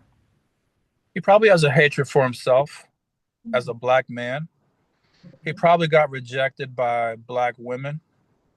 He probably has an issue or a trauma that result from black women, and he's you know focused on white women. And I want to be careful with this because people are attracted to who they're attracted to. So I don't want to really get into like just because he's a black man with a white woman there's an issue. It's not really that, but the fact that if you look at the way he functioned, got a white wife, great family, cool. You see what I'm saying? Okay, now you're cheating on her, and you're moving with so much arrogance and ignorance with the cheating, as if like the level of stupidity, like like so if I don't know if you know the history about how he got that job. He got that job because one of the best head coaches in the country, his name is Jim Harbaugh. Okay, he coached for Michigan. He was the head coach. He won Michigan a championship. That's a big deal in college football. Okay, and then he left a year late, like a year or two later, and now he's coaching in the NFL for the Chargers. Jim Harbaugh told the Michigan, you know, athletic executive staff, like, hey, I really want you to hire this guy, Sharon Moore. Like, Okay. he's talented, he's got skills, all that kind of stuff. If it wasn't for Jim Harbaugh, he would not have that fucking job or any job anywhere near that. The Michigan head coaching job is one of the most prestigious coaching jobs in the country when it comes to really all sports, but definitely college football. Mhm. There are very few college football programs from a prestige standpoint that are higher than Michigan. Okay. Okay. The fact that he didn't recognize that, the fact that he doesn't function more like a Mike Tomlin. Mike Tomlin is the head coach for the Pittsburgh Steelers, Mhm. right? He's a black guy. He's got his family, the whole thing, black wife, whatever. But he walks so clean. Mhm. His record is so squeaky clean, no issues in the community, goes to church every weekend. Like he's that kind of guy. You see what I'm saying? And part of the reason why he's like that, I'm sure it's in his personality, Mhm. but I think also he understands and recognizes the opportunity that he has. He knows that there's probably no better job in professional sports than the head coach of the Pittsburgh Steelers. There Mhm. might be a couple like the Dallas Cowboys, definitely the Yankees, that's a baseball team is certain, you know what I'm saying? But Mhm. The Pittsburgh Steelers is up there, man. Okay. Same thing with Michigan. So it's two different mentalities. The difference is Mike Thomas doesn't have any kind of, he's not confused about who he is as a man. Mhm. He's not trying to search for anything within these women. He wasn't hurt necessarily by the feminine in the Mhm. same way. Where Mhm. Sharon Moore definitely was, man. I mean, the way he's moving, there's no way. If I got that job, I'm deleting every social media account. You know what I'm saying? I'm deleting everything. I'm cutting everybody, like all these, anything that even looks like it could be a problem. Mhm. Because here's the thing. Here's the other thing about it. You know, a lot of white folks didn't want him to have that job. Mhm. You know what I'm saying? So they're always looking for a reason to get rid of you, man. Mhm. Unless you're just winning championship after championship or playoff after playoff, they're looking for a reason to get rid of you because one is highly competitive. Okay. Everybody wants those jobs that pay five, 6 million a year. Yeah. Number two, if you leave that job for whatever reason on good terms or retire, you can go anywhere you want. You're set for the rest of your life. Mhm. You are enshrined into like the halls of greatness Mhm. and recognition. You see what I'm saying? And so the fact that he didn't recognize that, the fact that he moved so greasy and so carelessly and so ignorantly, there's an issue there, bro. There's a mental issue. You got to work on some little boy shit, man. Mhm. You got some real trauma going on.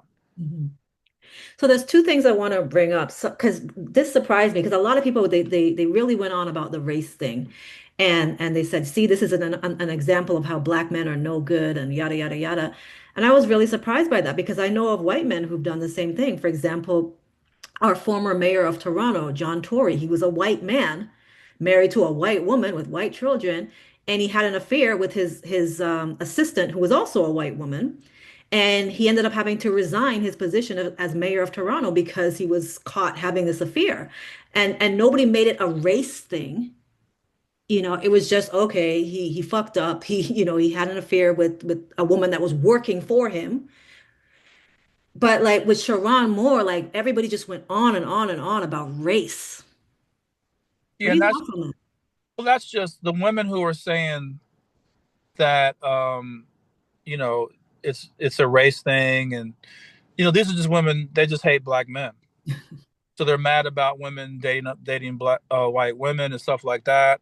There's a lot of black men online talking about dating white women and going overseas and stuff like that. So a lot of black women are just jaded and they're hurt by that. Okay. And so when they see something like this, they're gonna say, see what you get for dating a white woman and stuff like that. Mm. That's all that is. That's not the objective, like mature look on it.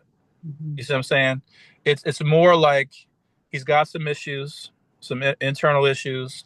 The fact that he focuses on white women, there is an issue there. You see what I'm saying? But this is just it's not about like see this is what happens when black men do that or black men ain't shit because they do that. That's Mhm. just a hateration narrative. Mm. So Dr. Umar gave his 2 cents. Yep. And you know how he always says, snow bunnies never. Yep. So he says that white men are fine with black men having the scraps and the leftovers. Uh, so like basically he's saying like if a black man gets with a white woman, that white men don't want, then that's okay. But apparently, Sharon Moore got with multiple white women that are desirable to white men. And so, because he did that, that's why he's being punished severely. What are your thoughts on that? Well, maybe there's some truth to that. Okay. I don't really, I don't think it's like, what white men are we talking about? All white men? There's He didn't say, he's just saying black men are allowed to get the scraps, but they can't get quality white women. Yeah, he's speaking from the standpoint of white supremacy racism stuff. You see what I'm saying? Structural racism. And in that, inside of that system, in general, white men do not want black men with their women. Mm, So any man who is a racist is going to have that view. And I mm, don't think that's just the scraps. I mean, the beautiful white women. I think they probably don't want any black men with any white women. Period. mm, But yeah, obviously, if the woman's a dime, that would be more triggering to a racist. So I mm. will say that that probably is true. But the average white man, I don't think most people really give a fuck. Okay. They understand that, okay, this dude is rich. He's a Mhm. profile person. It's very common to see high profile black men with white women. It's also the same thing to see the other way around. High profile white men with black women, like George Lucas, the founder of Star Wars, the creator of Star Wars. You see what I'm saying? Like you just see this type of thing. So Mhm. it's not a big deal. Mhm. And one last thing I'll say about that is when I thought about Sharon Moore, I was like, this would not happen to Rakem Sekou because, first of all, Rakem Sekou is in an open marriage. So you're not like nobody could catch you cheating on your wife because you've declared to the whole world that you're in an open marriage. So that wouldn't even be a thing. And also, like, all Sharon Moore had to do was not have sex with your employee. That was the thing. He had sex with somebody that was working for him. So that automatically violates the contract. Same with Absolutely. the mayor of Toronto. If Absolutely. if, if he had had sex with anyone else, it might have been a scandal, but it wouldn't have violated the contract. Right. It would have been like, well, yeah, it wouldn't have violated the contract. Correct. Been like a Tiger Woods thing. Hmm. And so he cheated on his wife with a white girl or white woman or whatever, and they couldn't kick him out of the PGA. You know what I'm saying? Like, dude, I didn't violate the terms and conditions of my working with the PGA. But yeah, he lost some sponsorships. People who are looking for, or companies who are looking for like upstanding, good role models to represent their product. Yeah, they get ready for that. But yeah, I agree. He could have, if he really wanted to cheat that bad, he could have he could have got somebody outside the program. But that being said, also I can see why he would target somebody inside the program because he probably thought it was safer. Safer meaning this person knows what's going on and know what's up. They will agree to like keep this quiet. They understand the culture because this probably happens all the time in college sports and professional sports where people are fucking up and down the employee chain. You see what I'm saying? So he probably thought he would be able to get away with it, but Okay. it just wasn't a smart move. Mhm. Okay. So now I'm going to just read a few comments that people have made in regards to some of your reels, and I want your reaction. So you Okay. did a reel where you said you do go deep with women. You're not one of those men that, you're just fucking around and you don't go deep, which is what a lot of women accuse men of doing. So this woman, she saw that reel and she said, please separate going deep and refusing to do the work and take accountability. If a man wants me to love him the way he is, and I succeed in that, love him with all his flaws and all, then he should not have a problem to go the extra mile for me. But some people expect self-abandonment as a form of love. That is not going deep. So what do you thought when a woman says, okay, I do love him. I did everything I could for him. I loved him completely and he treated me like shit. What do you Yeah, say to yeah. Again, I mean, I'll answer your question. I don't know what the fuck she was talking about, but if a woman says, "Yeah, I did love him and I did all," like that's her opinion. that? Yeah, Hmm. most women are going to say that. Hmm. You see what I'm saying? It doesn't mean that's the truth. Hmm. Doesn't mean that's how he felt. Hmm. You see what I'm saying? So I hear what they're saying. On that same reel, I said most of these women aren't going deep. They think they're going deep. Most women don't really know how to like love a man.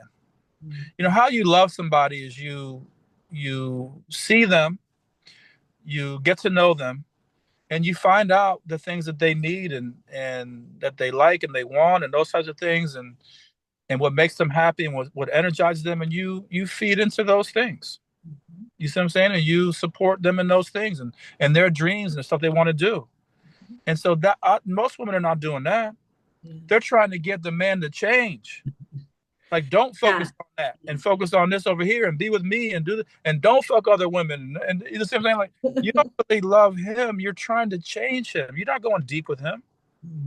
So that's what I was trying to say on that reel, but I don't even know what she was talking about. That shit was crazy as fuck. Yeah, she was taking it like a tit for tat, like, well, I loved him, so therefore he should, I sacrificed for him, so therefore he should sacrifice for me. So one of the examples she gave in the group was that she does all these things for him, but he doesn't help around the house. He doesn't do any chores. He just sits on the couch and plays video games.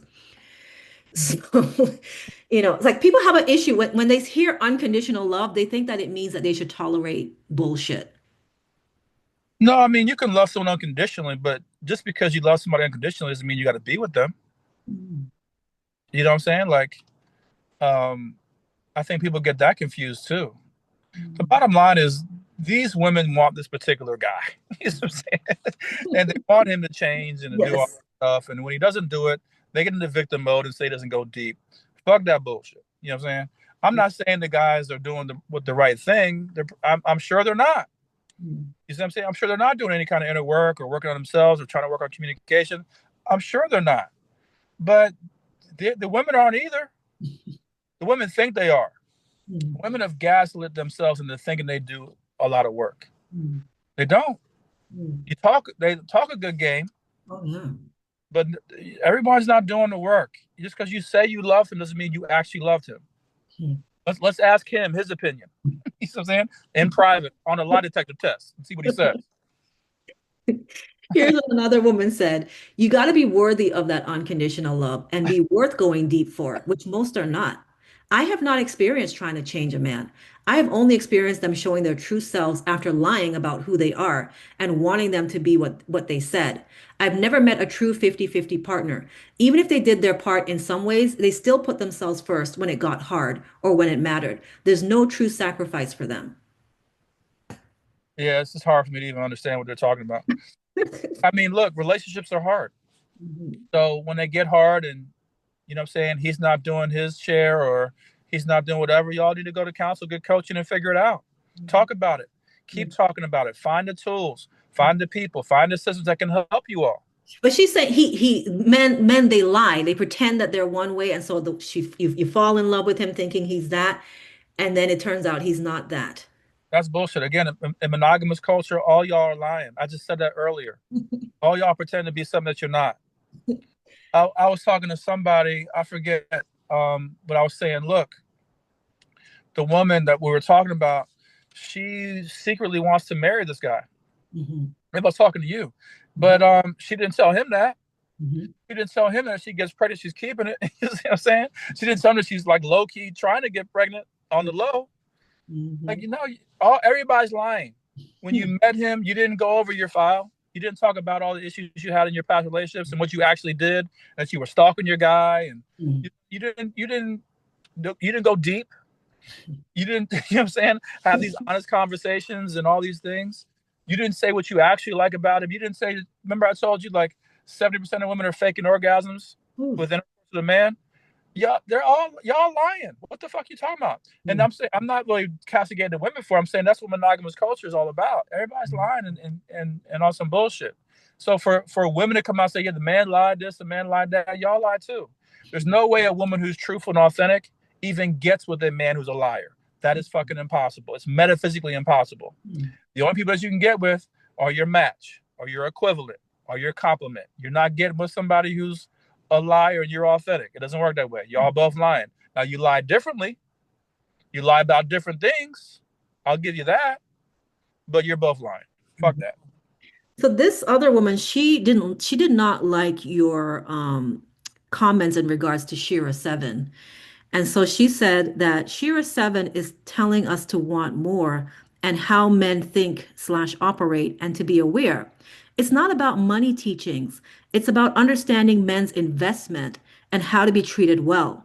If women kept their legs closed, then men would step up. Men these days are lames. We don't just want dick, especially because men with no money are terrible. They are truly miserable and want you to be as well. Of course, they offer dick because there's nothing else they have of value. Your thoughts? Yeah, in terms of Shira Seven's teachings, I don't know all her teachings, so that's fine. In terms of what this woman is saying, okay, fine, close your legs then and demand more. Like whatever. You know what I'm saying? Like I don't really give a fuck. Like Shira Seven has some clear commentary where Mhm. she's telling the women to prioritize money. She's saying fuck looks, Mhm. fuck sex. She's saying Mhm. fuck all these other things. And I'm saying there's a lot of women, most women are not going to be able to do that. They Mhm. got to wake up to somebody they're attracted to. They got to wake up to somebody they actually like and love and things of that nature. So that's what I was addressing. Mhm. But whatever she's talking about whatever. Like, that's fine. Go ahead and do your thing. Close your legs and get a man you want. In terms of most men being lames, I think that's bullshit. Mhm. But that's fine. If that's your reality, it's your reality. Okay. One more critique. So this woman said, she said this to your wife. She said, I realize we live in a narcissistic culture, but your husband said that there aren't that many narcissists and that people use the word too often, which absolutely is not true. What are your thoughts on that?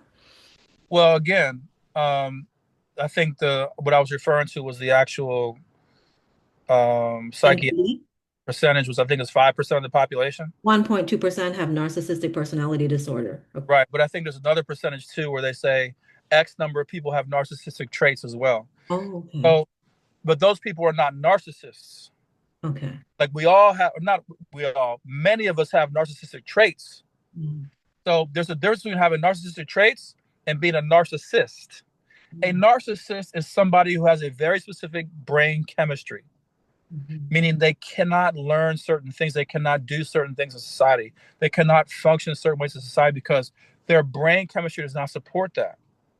You understand? That's different than somebody who, because we live in America and everybody in America is fucking focused on themselves, and we live in a monogamous culture, that means everybody's lying to each other. You see what I'm saying? That's different. That's a cultural thing. Yeah, we have narcissism built into our culture, but that doesn't make that these people different than the rest of y'all. All of us are in American culture. mm. So yeah, we all have narcissistic traits to whatever degree, or most of us. You see what I'm Okay. saying? But it doesn't make us narcissists. There's a big difference. If somebody's a narcissist, those individuals need some serious treatment Mm, and oversight. You see what I'm saying? Um, and not just when it comes to relationships, just for other areas of their life. mm, So that's what I was talking about. But I know what she's saying. She's mhm, trying to say like we should be able to self-diagnose or diagnose others. mhm, But this is the same woman I know you're talking about. mm, She's saying like, fuck, what proof do you have of this or that on my other posts? mhm, So I had a comment to her on my post. I was like, it's got to be either or. Either we're using the scientific clinical data or we're not. And if mm. we're not using it, then we cannot use it whenever we don't want to use it. Okay. You see what I'm saying? So if in one breath she's gonna say you have to use statistics over here, but when it comes to narcissists you don't, then I don't have to use statistics for anything. Fuck that. Great You see point. what I'm saying? Does that make sense? What I'm It saying? does. It does. And a lot of women are diagnosing men as narcissists. Yeah, that's fine. If you again, that goes back to the victim mentality thing. That's fine if it makes you feel better to Mhm. call him a narcissist, to call him a void, and all that kind of stuff. That's if it makes you feel better, it's fine. It's not going to help your situation though. If you notice, your shit is the same way it's always been, and it's not improving. Why? Because you're looking outside of yourself as the reason why you don't have what you want. You're not looking within. Until you look within, ain't shit going to change. Yeah. Okay, so now we're going to get to the topic of today, which is decentering men. So before I ask you questions on that, I'm just going to give like a definition that I found on Google. So decentering men is a feminist practice and mindset shift where individuals, often women, stop prioritizing men's opinions, needs, and validation. Instead, centering their own lives, self-worth, and goals, moving away from patriarchal norms that place men at the focus. It involves reclaiming personal autonomy, building strong female friendships, focusing on personal fulfillment, such as your career or hobbies, and redefining happiness outside of romantic relationships, allowing a healthier, less dependent approach to life and connections. So I'm gonna skip over these. There was something else that I want. Oh, because another woman was saying the patriarchy. Patriarchy embeds itself deep in our psyche. It teaches us that men are the prize, the rescuer, the final destination. To decenter men is to acknowledge and unlearn these internalized beliefs and the systems they uphold, and to reorient our lives around new ones. The pressure that women feel from a young age to get a boyfriend, a ring, a wedding, to orient our lives around the crowning achievement of locking it down with a man in the eyes of the law and all of our Instagram followers is one of the most obvious manifestations of centering men at work. But the roots go much deeper. So, anyways, the question that I have for you then, Rakem Sekou, is decentering men a good way for women, based on the definition that I gave you, to cultivate their dark feminine faculty? I don't know if that's good for cultivating the dark feminine. I Okay. mean, the issue is decentering men. The movement should be centering yourself. Mm, So to even have the word men in the movement name is fucking contrary. That's just insanity. mm, Like if you have a movement and you're saying it's about women, but the word men mhm, is in the movement title, that's insanity. mm, You see what I'm saying? mm, That's like what I was talking about a while ago when I was talking about white supremacy. I was trying to tell black people, stop saying that fucking word, man. mm, You're strengthening that position, that reality inside your psyche and in the world. mhm, At the very least, say black supremacy. Say something else. mm, First of all, centering yourself, that should be the movement. Everybody should be doing that. Number two, most women doing this and talking about this stuff, these are women who've already been married multiple times, got a bunch of kids all over the place. You see what I'm saying? Like they've already been through like the critical years when you really, really want to have a partner and a mate. You see what I'm mhm, saying? And now they've gone through that. They're jaded. They didn't get what they want, whatever, whatever. And now they're talking about decentering. So what I'm saying that to say, like, there's a certain demographic and age group of women where this stuff is not going to really apply. um they're not trying to hear this. That's why there's also a separate movement out where women are like, we're not listening to these older women. Fuck what y'all are talking about. You see what I'm saying? Like we're living our own lives. You see what I'm saying? You all are jaded and this and that. We're gonna do our own thing. So mhm, there's multiple movements. The general premise of the decentering thing is fine for me. I think it's great. Again, I think everybody should focus on themselves and center themselves. mm, That's just to me sanity. The fact that men is in the title, I think, is insanity. mm, And again, it's easier to do that when a lot of people, like I said, they're in their mid to late 30s and 40s and 50s talking about this stuff. And of course, you're going to be able to do it because you already got kids and divorces and shit like that. mhm, But these younger women, they don't need to be taught to decenter men. They need to be taught about sexual freedom and sexual empowerment.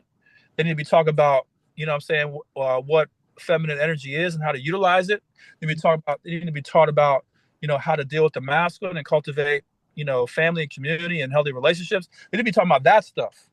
mhm, The decentering stuff is more of like women who've been hurt. Like even in the explanation you read, it's like women who've been hurt and kind of moving away from the hurt. mhm, But no, just focus on yourself, whatever that entails. mm, Focus on yourself. mm.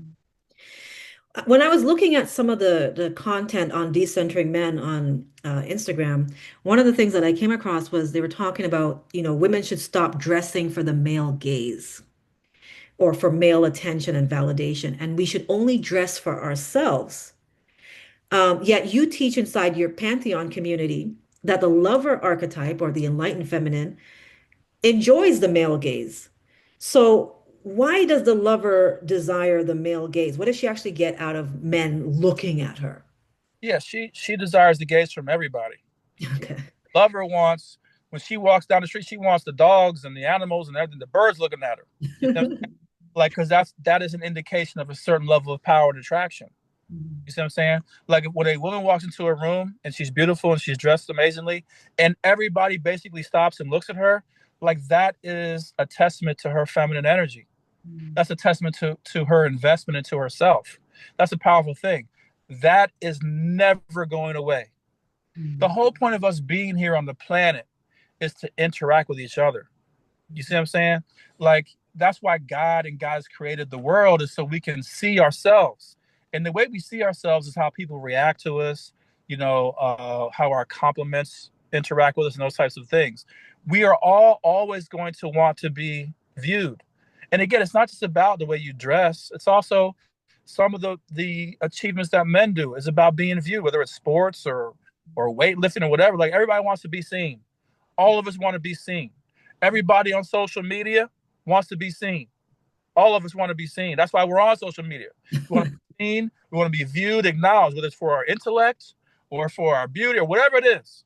So you're violating universal law number 8, the law of beauty and artistry. You know, we want to be witnessed. That's never going away.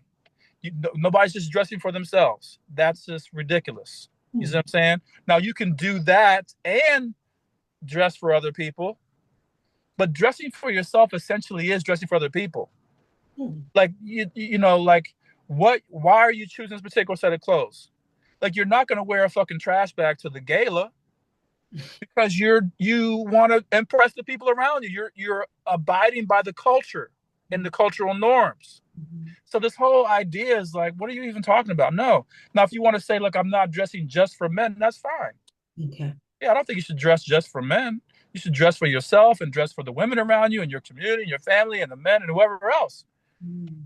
But no, I just feel like we all want to be witnessed. What do you Yeah, think about the idea that like the beauty industry, is putting so much pressure on women to look a certain way in order to attract a man? Like, don't you think there's some damage that women are experiencing from trying to like live up to this standard of beauty? yeah, absolutely. There's a plenty of damage being done by that. But that's got nothing to do with men or the decentering movement. That's got to do with capitalism. These Okay. are companies like Shein and all these companies are trying to make money. Temu and all, you see what I'm saying? Alta. These companies want you all constantly buying products so that you can go out in the world and look a particular way. They constantly want you impressing people. They constantly want you pressing your hair and wearing makeup and doing this and perfume and all that. Why? Because they want to sell products and make money. That's a result of capitalism, not of men. You see what I'm saying? That's capitalism. So these companies are pushing these products so they can make money. That's it. These women are falling for it. They're saying the right things to get the women to fall for it. Look, you know all these companies I'm talking about. These makeup companies and these clothing companies and like these companies are making a ton of money on this stuff, bro. So yeah, they're gonna keep putting that narrative out there. That's all there is to it. It's capitalism. It's not doing anything else. Okay. All right. Do you feel that a woman can truly meet all of her needs without a man? Fuck no.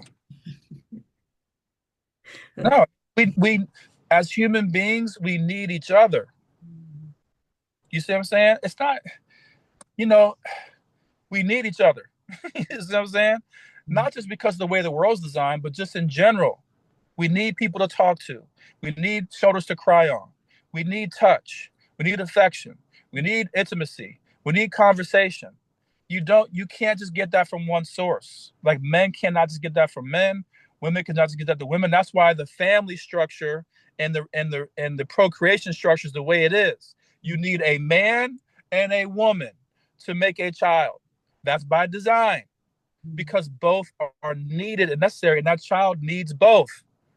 They need both of those influences in their life. Now, to what degree and how, we can argue and debate about that, but both are needed. Again, this is like people going way off on this whole tangent, like the women having their own island or something. What the fuck am I talking about? Like, whatever, nigga. You know what I'm saying? Like, that's not even fucking, you should not be thinking about that. You should be Well, thinking about how can I cultivate great relations with all the people around me, women and men, and create community and family. but we have now women who are choosing to impregnate themselves with sperm from a sperm donation clinic rather than, having sex with a man. So, and that's growing. Like, so what are your thoughts on that? On women who are just like, you know what, I just want to get the sperm. I don't need a man. I'll raise a child myself. What are your thoughts on that? But you still need a man. I mean, Well, I mean the sperm, sperm, but the sperm came from a man. You still need a man. You without the man, there's no sperm. okay. Okay, let's just be clear on that. Like people can try to get around shit all they want. You see what I'm saying? Like, no, you needed a man. Now, if you want to raise a child on your own, then that's fine. People do that.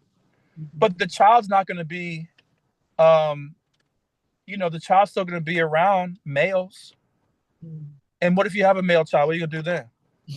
You see what I'm saying? It's like it's just like a lot of stupidity. So yeah, do whatever you want. Have a child, get impregnated with IVF and in vitro and all that, whatever the fuck that stuff is. That's Mhm. fine. But again, there's gonna be an imbalance. If you raise a child in a single gender household and you don't give them healthy exposures to the opposite gender, that child's gonna be imbalanced. Mhm. Period, point blank. I don't care. I don't care what you say about that shit. That is an imbalance. We live in a complete world. We need all the colors on the spectrum. We need all the genders. We need all the people. That's what makes you healthy, whole, and complete. Anything, any subset of that, and it's going to be a problem. Mhm. Okay. Is there a male loneliness epidemic or an incel epidemic because women have decentered men? No, the male loneliness epidemic. It's real. It exists, Mhm. and it's been around. It was around before the Decentering Men movement. These are men who, and this is a result of monogamous culture. Mhm. Okay, These are men who are scared to talk to women. So some of these men are damaged by women, and they don't trust women. They don't want to be around women. Like Nick Fuentes is an example. Mhm. You see what I'm saying? Um, there are other men who are just scared. Mhm. There's other men who they're not considered desirable by women. So they've been rejected over and over again, and they're just tired of being rejected, and they're just saying, "I'm not going to do it." It's not the decentering movement. There are plenty of women out there all over the place who are desirous and wanting of men and male attention. Some just want sex, some want marriage, some want relationships, some want everything in between. But there's the male loneliness epidemic is not because of the decentering movement. Now the decentering movement might have maybe enhanced it a bit or Mhm. aggravated it a bit, but no, this has been happening for decades. The Mhm. decentering movement just came out like the past 5 years. Mhm. You see what I'm saying? This has been happening to men for decades, and it's affecting population growth and stuff like that. But it's really a result of monogamy and capitalism and religion. Those are why the male loneliness epidemic exists, and that's why monogamy was created. Monogamy was created so that these men who are like lower on the scale could Mhm. have access to women. Mhm. And same thing with the women. Like a lot of women are low on the scale. Like a lot of men aren't really trying to check for you like that. Yeah. But monogamy kind of guarantees you, and more specifically, polygyny. Mhm. Polygyny was created so that all these women could have a family. Mhm. Monogamy was created so that men could have a woman. Mhm. Does that make sense? It does. It So there's totally does. a lot of people who are undesirable, and these systems were created so they could actually be inside of families. And that's especially true in cultures with arranged marriage. Because with arranged marriage, like you're guaranteed a wife or a husband, like, as long as the two families agree and exchange the dowry, Yeah, they're just you have like, a look, wife. people together, like at any cost. Because if it Mhm. was left to their own devices, a lot of those folks in those cultures wouldn't be married. Mhm. They wouldn't be able to figure it out. They wouldn't be able to meet people. They wouldn't be able to you see what I'm saying? They don't understand how to do all that. So a lot of cultures created systems where like we just got to get these folks together. Yeah. And that's what monogamy and polygyny are. They are systems that were created to just get people together and Mhm. to kind of guarantee to whatever degree the opportunity to be inside of a family. Mhm. Okay, in one of our previous episodes, you talked about men needing more access to sex and there being an incel crisis. So when you shared that reel on your Instagram, quite a few women in your audience were repulsed by that suggestion. So why do so many women feel unsafe about having sex with men? Or the idea that men need to have access to sex.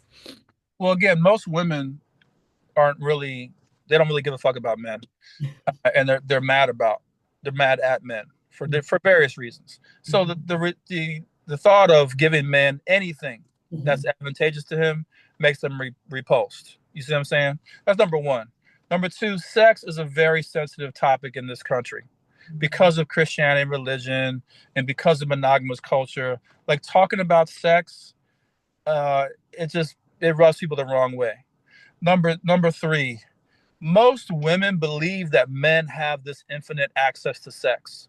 Mm, Like they think men can get sex every day, anytime they want. mm, They don't understand that like 50% of men or 40 something percent of men haven't even had sex or have no access to sex. You see what I'm saying? mm, So it's like they don't even like understand what's happening.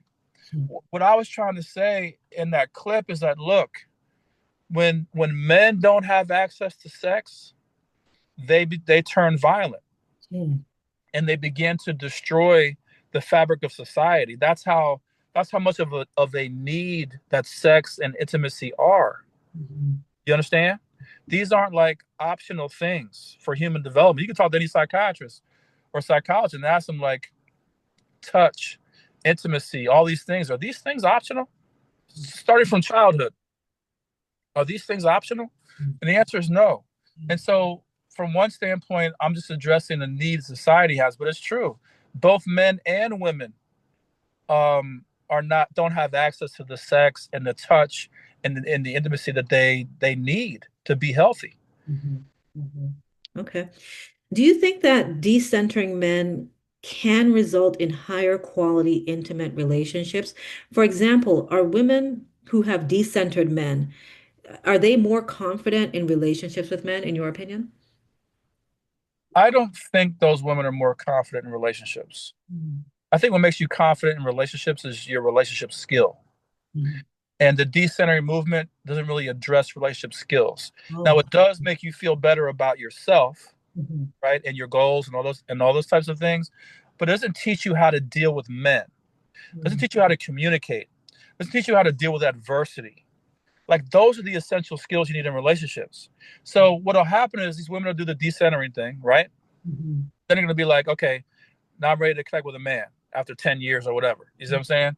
And you don't have any skills.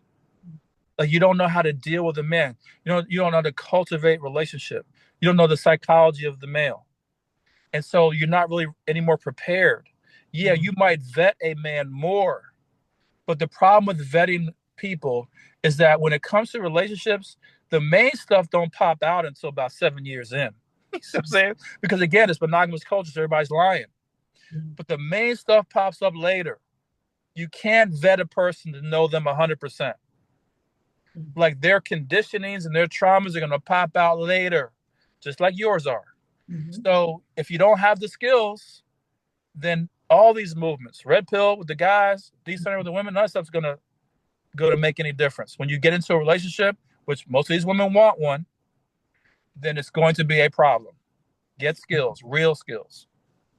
I think Yada said this quote, but I'm not 100% sure. But is it true that behind every unsuccessful woman is a man? Behind every unsuccessful woman is a man. I don't even understand that. Just say It if means that if her advertising. life has fallen apart, it's usually because a man fucked her over. That's crazy. I mean, no. So first of all, going back to what I said earlier, there are a lot of women who get fucked over by their mother. Mm, You see what I'm saying? Like it starts there. How did your parents set you up for life and adulthood? That's where it starts. Did they teach you financial literacy? Did they teach you emotional intelligence? You see what I'm saying? Like forget dating. You know what I'm saying? Forget by the time you get older and all that kind of stuff. Like, did they teach you the basis of life? Do you understand how the world works? Economics, politics. Do you understand what it means to get a career? Do you know what careers are best for you? Do you understand what your own purpose is? Like it's stuff like that that ends up derailing most people. mm, Yeah, do men fuck women over? Absolutely. Just like women fuck men over. So a big thing that men are complaining about is all the women who fucking mm, married them to divorce them a year later, like Tyrese. mm. You see what I'm saying? There's a lot of men out here who are bitter and broke Yeah. or broken because women took half their shit or more. You see what I'm saying? So I can say the same thing behind a lot of broke men or unsuccessful men or sad men's a woman. Mm, You see what I'm saying? mm, So it's not about that. It's about look, yes, people will fuck you over, both men and women. That's one thing I like about the women's empowerment movement is because I got to see and I get to witness now like a lot of women like going into business mm, and doing stuff for women, but they're fucking women over. mm, And I'm not mad at that. And the reason why is because that's part of freedom and empowerment. Like as a woman, you get to choose, are you going to operate in integrity with the women that you're working with? You see what I'm saying? And you have the freedom to not do that, just like men used to do and are doing. So Mhm. you see the true colors of people. When the more women I see in power, the more you know, women I see fucking other women over. Mhm. Like 20 years ago, you didn't see that a lot in business, Yeah. where women were just abusing other women, like taking their money or not paying them and stuff like that. Now you see it all the fucking time. Mhm. Why? Because it's more of a thing of human nature and capitalism. Okay. So yes, when you have the option to pay somebody or not pay someone, and you're holding the checkbook, you'll see that you'll be tested in that moment. Am I going to pay them? Am I going to honor? Am I working integrity? I've seen so many women get fucked over by other women. Yeah. Business, but that's a part of the empowerment movement. That's okay.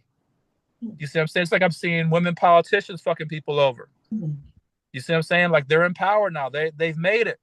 So Yeah. now they get to choose how they're going to function. And yes, they have the freedom to choose to be corrupt if they want to be corrupt. That's what empowerment's all about. Like you get to choose.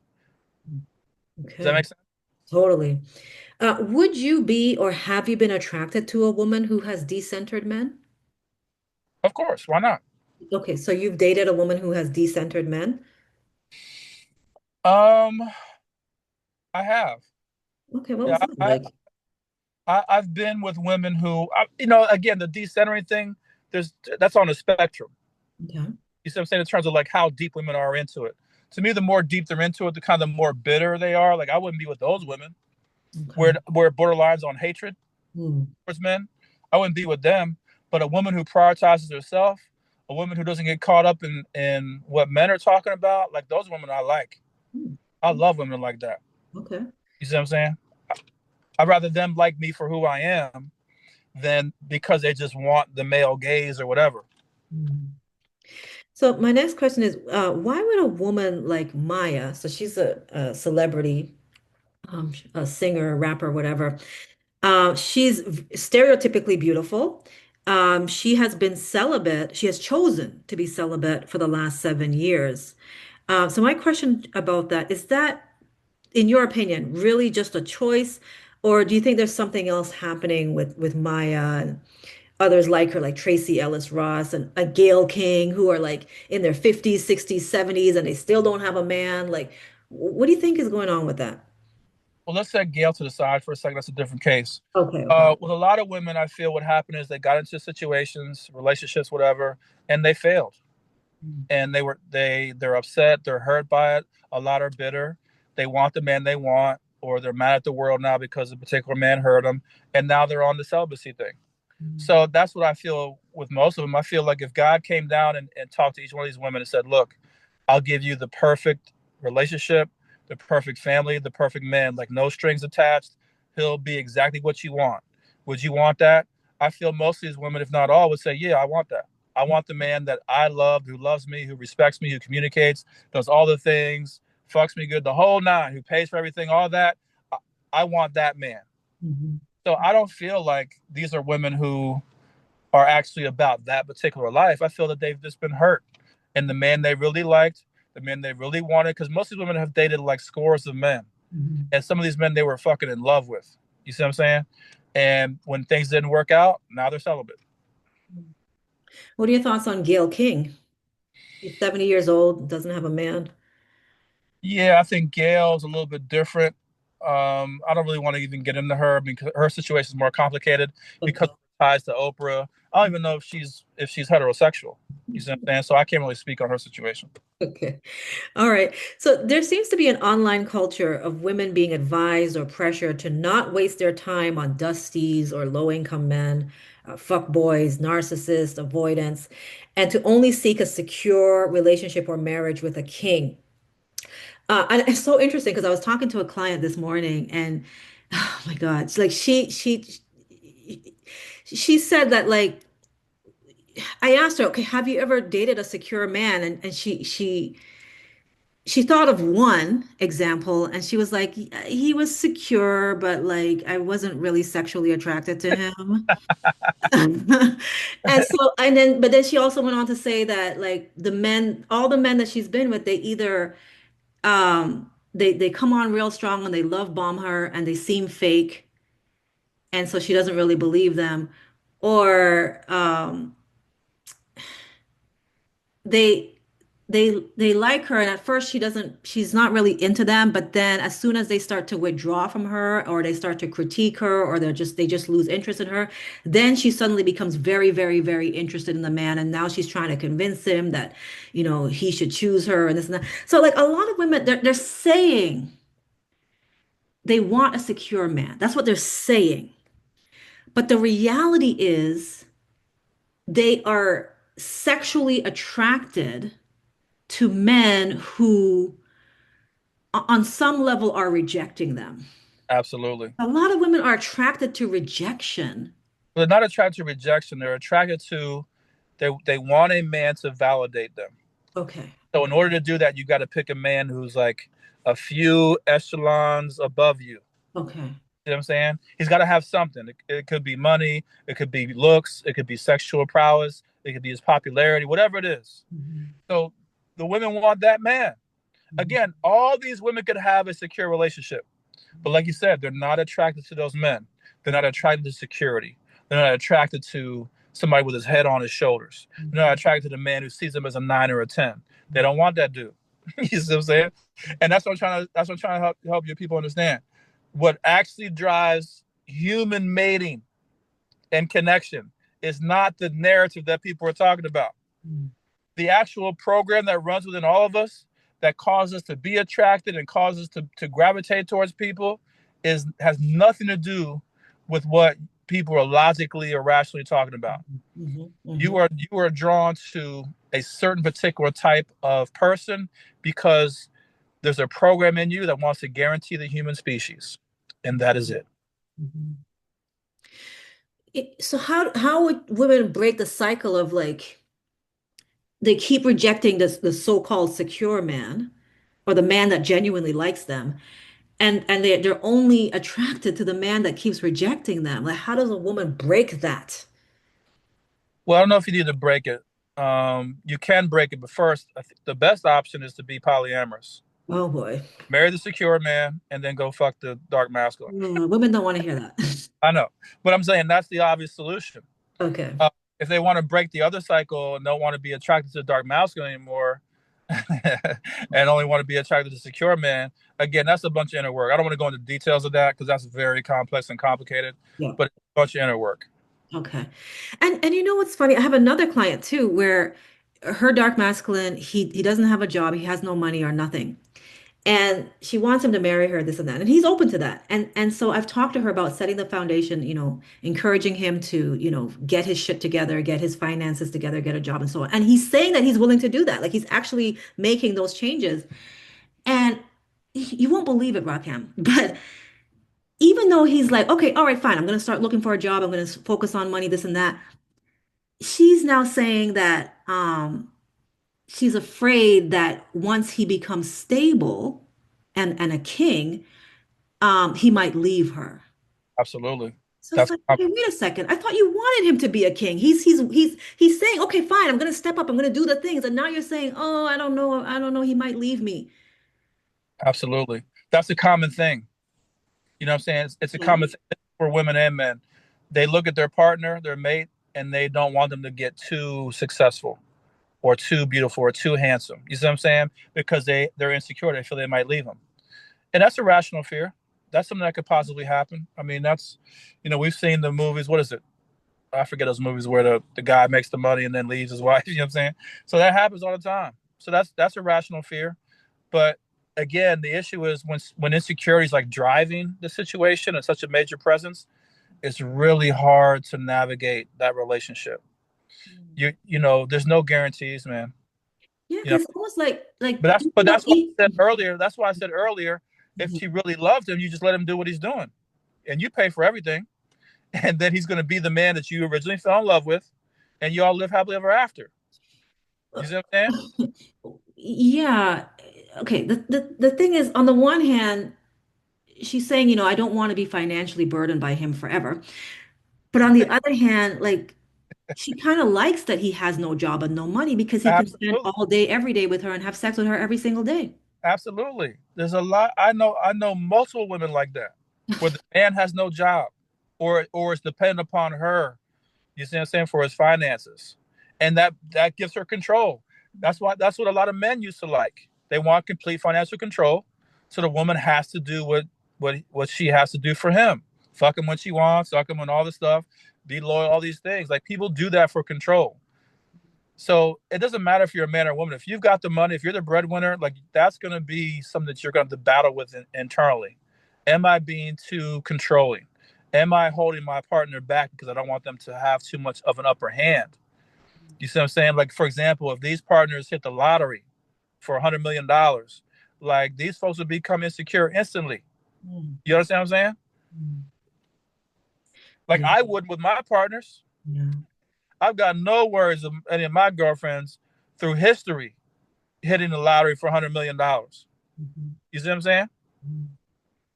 Because I'm secure in the relationship. And Okay. if she wants to leave, then leave. Okay.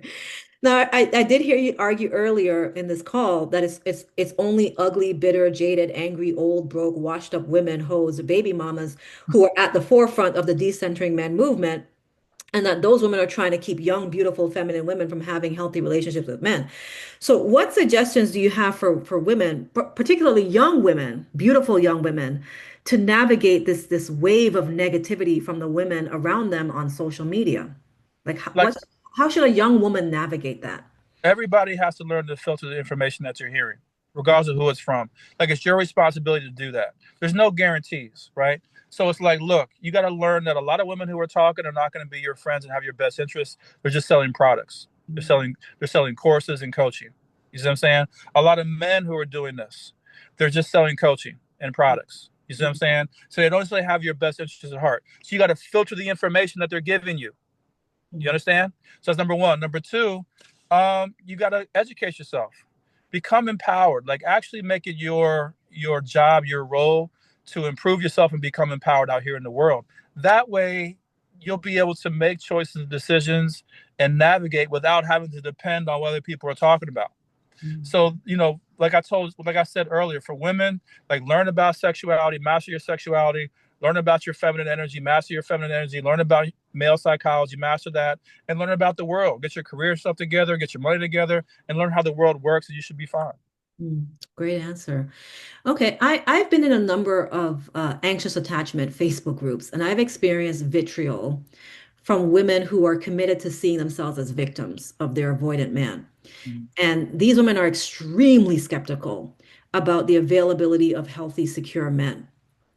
So, what suggestions do you have for women who are constantly being told that essentially a relationship with an avoidant man cannot work? Well, those women, there's really not a lot of hope for them. You Mhm, got to get out of those groups. If that's all you're hearing, mhm. that becomes your world in reality. So Yeah. if I believe there's no good women out here, that's all I'm going to attract. So Mm, from a metaphysical perspective, from a law of attraction perspective, if I believe that all the women out here are no good, then mhm, I'm going to attract that into my life. You see what I'm saying? Same thing with these women in these groups. If they believe that there's nothing but avoidant men out there, that's mhm, all they're going to attract. mhm, That just has to be their reality. mhm. Like most of the women in those groups, that's where they end up staying in Yeah. those groups without a man, Mhm. and not being able to have a relationship fulfillment in their life Yeah. Just all day long complaining all day. about avoidant men. All day long, literally. Yes. It's And the same insane. thing with the men who do the same thing in these red pill groups. Mm. They complain about women all day, every day. And yeah, you guys will always, you'll never get any pussy and you'll be incels the rest of your life, period. Okay. Why do you feel that some anxious women get super defensive when they're told that they lack confidence? I've experienced this. I've seen this not just with anxious attached women, but also anxious attached men, where I've tried to tell them, you know what, the issue is you don't have any confidence in yourself, and they get extremely angry when they're told that. So, what do you think is going on there? Yeah, most people don't want to take accountability. Mm, Accountability is a superpower. So if somebody's telling you that you're the problem, it doesn't feel good to a lot of people.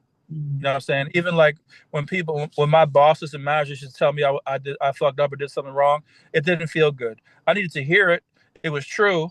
You know what I'm saying? It doesn't feel good. So a lot of people run from that, especially in the way society is structured today, where you don't have to really be accountable to folks like that, and you can be in your own bubble, in your own world, and just whatever, and be kind of in a victim mentality for the rest of your life. Like you don't really have to challenge yourself. You don't have to grow. You don't have to engage yourself in any of those things. So it's just hard. There's certain people who are they're not going to grow. They're not about growth and excellence and success on certain levels and in certain areas, and they get offended when they hear that kind of stuff. Mm. Okay. Last question. I've heard numerous women say that their dark masculine man accuses them of using their tears to manipulate him. And these women then further conclude that he doesn't care. He has zero empathy because he's afraid to feel emotions and he won't work on himself. And then she becomes even more angry at him. So, and I've seen this, I've literally seen women talk about in the anxious attachment groups where they'll say that their dark masculine keeps accusing them of crying in order to manipulate him. And so where was my question? How, okay. Oh, okay. I'm asking the question from the dark masculine perspective. So if a dark masculine feels that a woman is excessively crying in order to manipulate him, how do you recommend that a dark masculine man deal with that type of situation? Well, you got to dig in and find out what's going on, talk about the issues, talk about the things, and find out, are there real issues, that she's crying about, that she's upset about, and address those issues if there are. And in doing that, you're also going to find out is she being manipulative. A lot of women manipulate. There's a popular um, woman on social media who she talks about women, and she says women are manipulative. Period. Point blank. She says in coaching sessions, her advice is don't listen to anything the woman is saying. That's what she's saying. So there are a lot of women out there who understand the psychology of women and understand that the manipulation does take place. Okay. And there's also women who've written books like The Manipulated Man. I don't know if you've heard that book before, but there's a lot of women who talk about women and how women function in relationships and in society, and say that women are manipulative. So that is a thing. Mhm. And Okay. I got the example just came back to me because I was like, where did it go? So the example was, um, she she wanted to have her dark masculine man. I think she wanted him to call her more or spend more time talking to her and whatever. And she was saying that he's not really doing that. And he doesn't ask her about her daughter. She was saying her daughter is very ill, and he doesn't even take the time to ask about her daughter. And she brought that to his attention. And his response to her was, the reason why I'm not bringing that up is because you're going to then think that we're in a relationship. And she got really upset and crying and the whole nine. But like he was trying to tell her, in my opinion, he was trying to tell her like, if I do certain things or say certain things, you're gonna then interpret that to mean that we're in a relationship. And I've already told you we're not in a relationship. absolutely, So, it's just a boundary. He's just setting the boundary. okay. It does it once. Now she'll expect it every single time, Mm, and will ask for something more. mm, Right? Well, you did that. Why don't you just do this? So he's just setting a boundary. That's healthy. mm. So what have you done when you've have experiences in the past where you felt that the woman was crying and being very emotional to manipulate you? How did you deal with it? I've never felt manipulated, to be honest. Mm. I don't look at it that way. Okay. I just try to address the issue. So first of all, I'm not manipulated. I'm not going to do anything because she's crying. I'll walk out the room. I don't give a fuck. But I'll deal with whatever the issue is. So let's talk about it. Let's work with it. I'll sit down with you. We'll do whatever we got to do to try to figure it out, and then we'll move on from there. But I'm not changing myself because you're crying or whatever. If it's something that I think I can do, that I want to do, that's in alignment with who I am and what I want to do, then I'll do it. If not, then I won't. So that's kind of where I am with it. Okay. All Great right. question. Nobody can manipulate you. No, That, I can be manipulated. I'm saying I don't feel manipulated. okay. Oh, plenty of women have tried to manipulate me. Okay. Absolutely. Yeah, because Uh, I remember I saw a post of yours from some years back on one of your pages where you were saying that you realized in retrospect, like after you broke up with the woman, you came to realize that she had emotionally manipulated you. Absolutely. Yeah. Everybody, people, that's a human thing. Okay.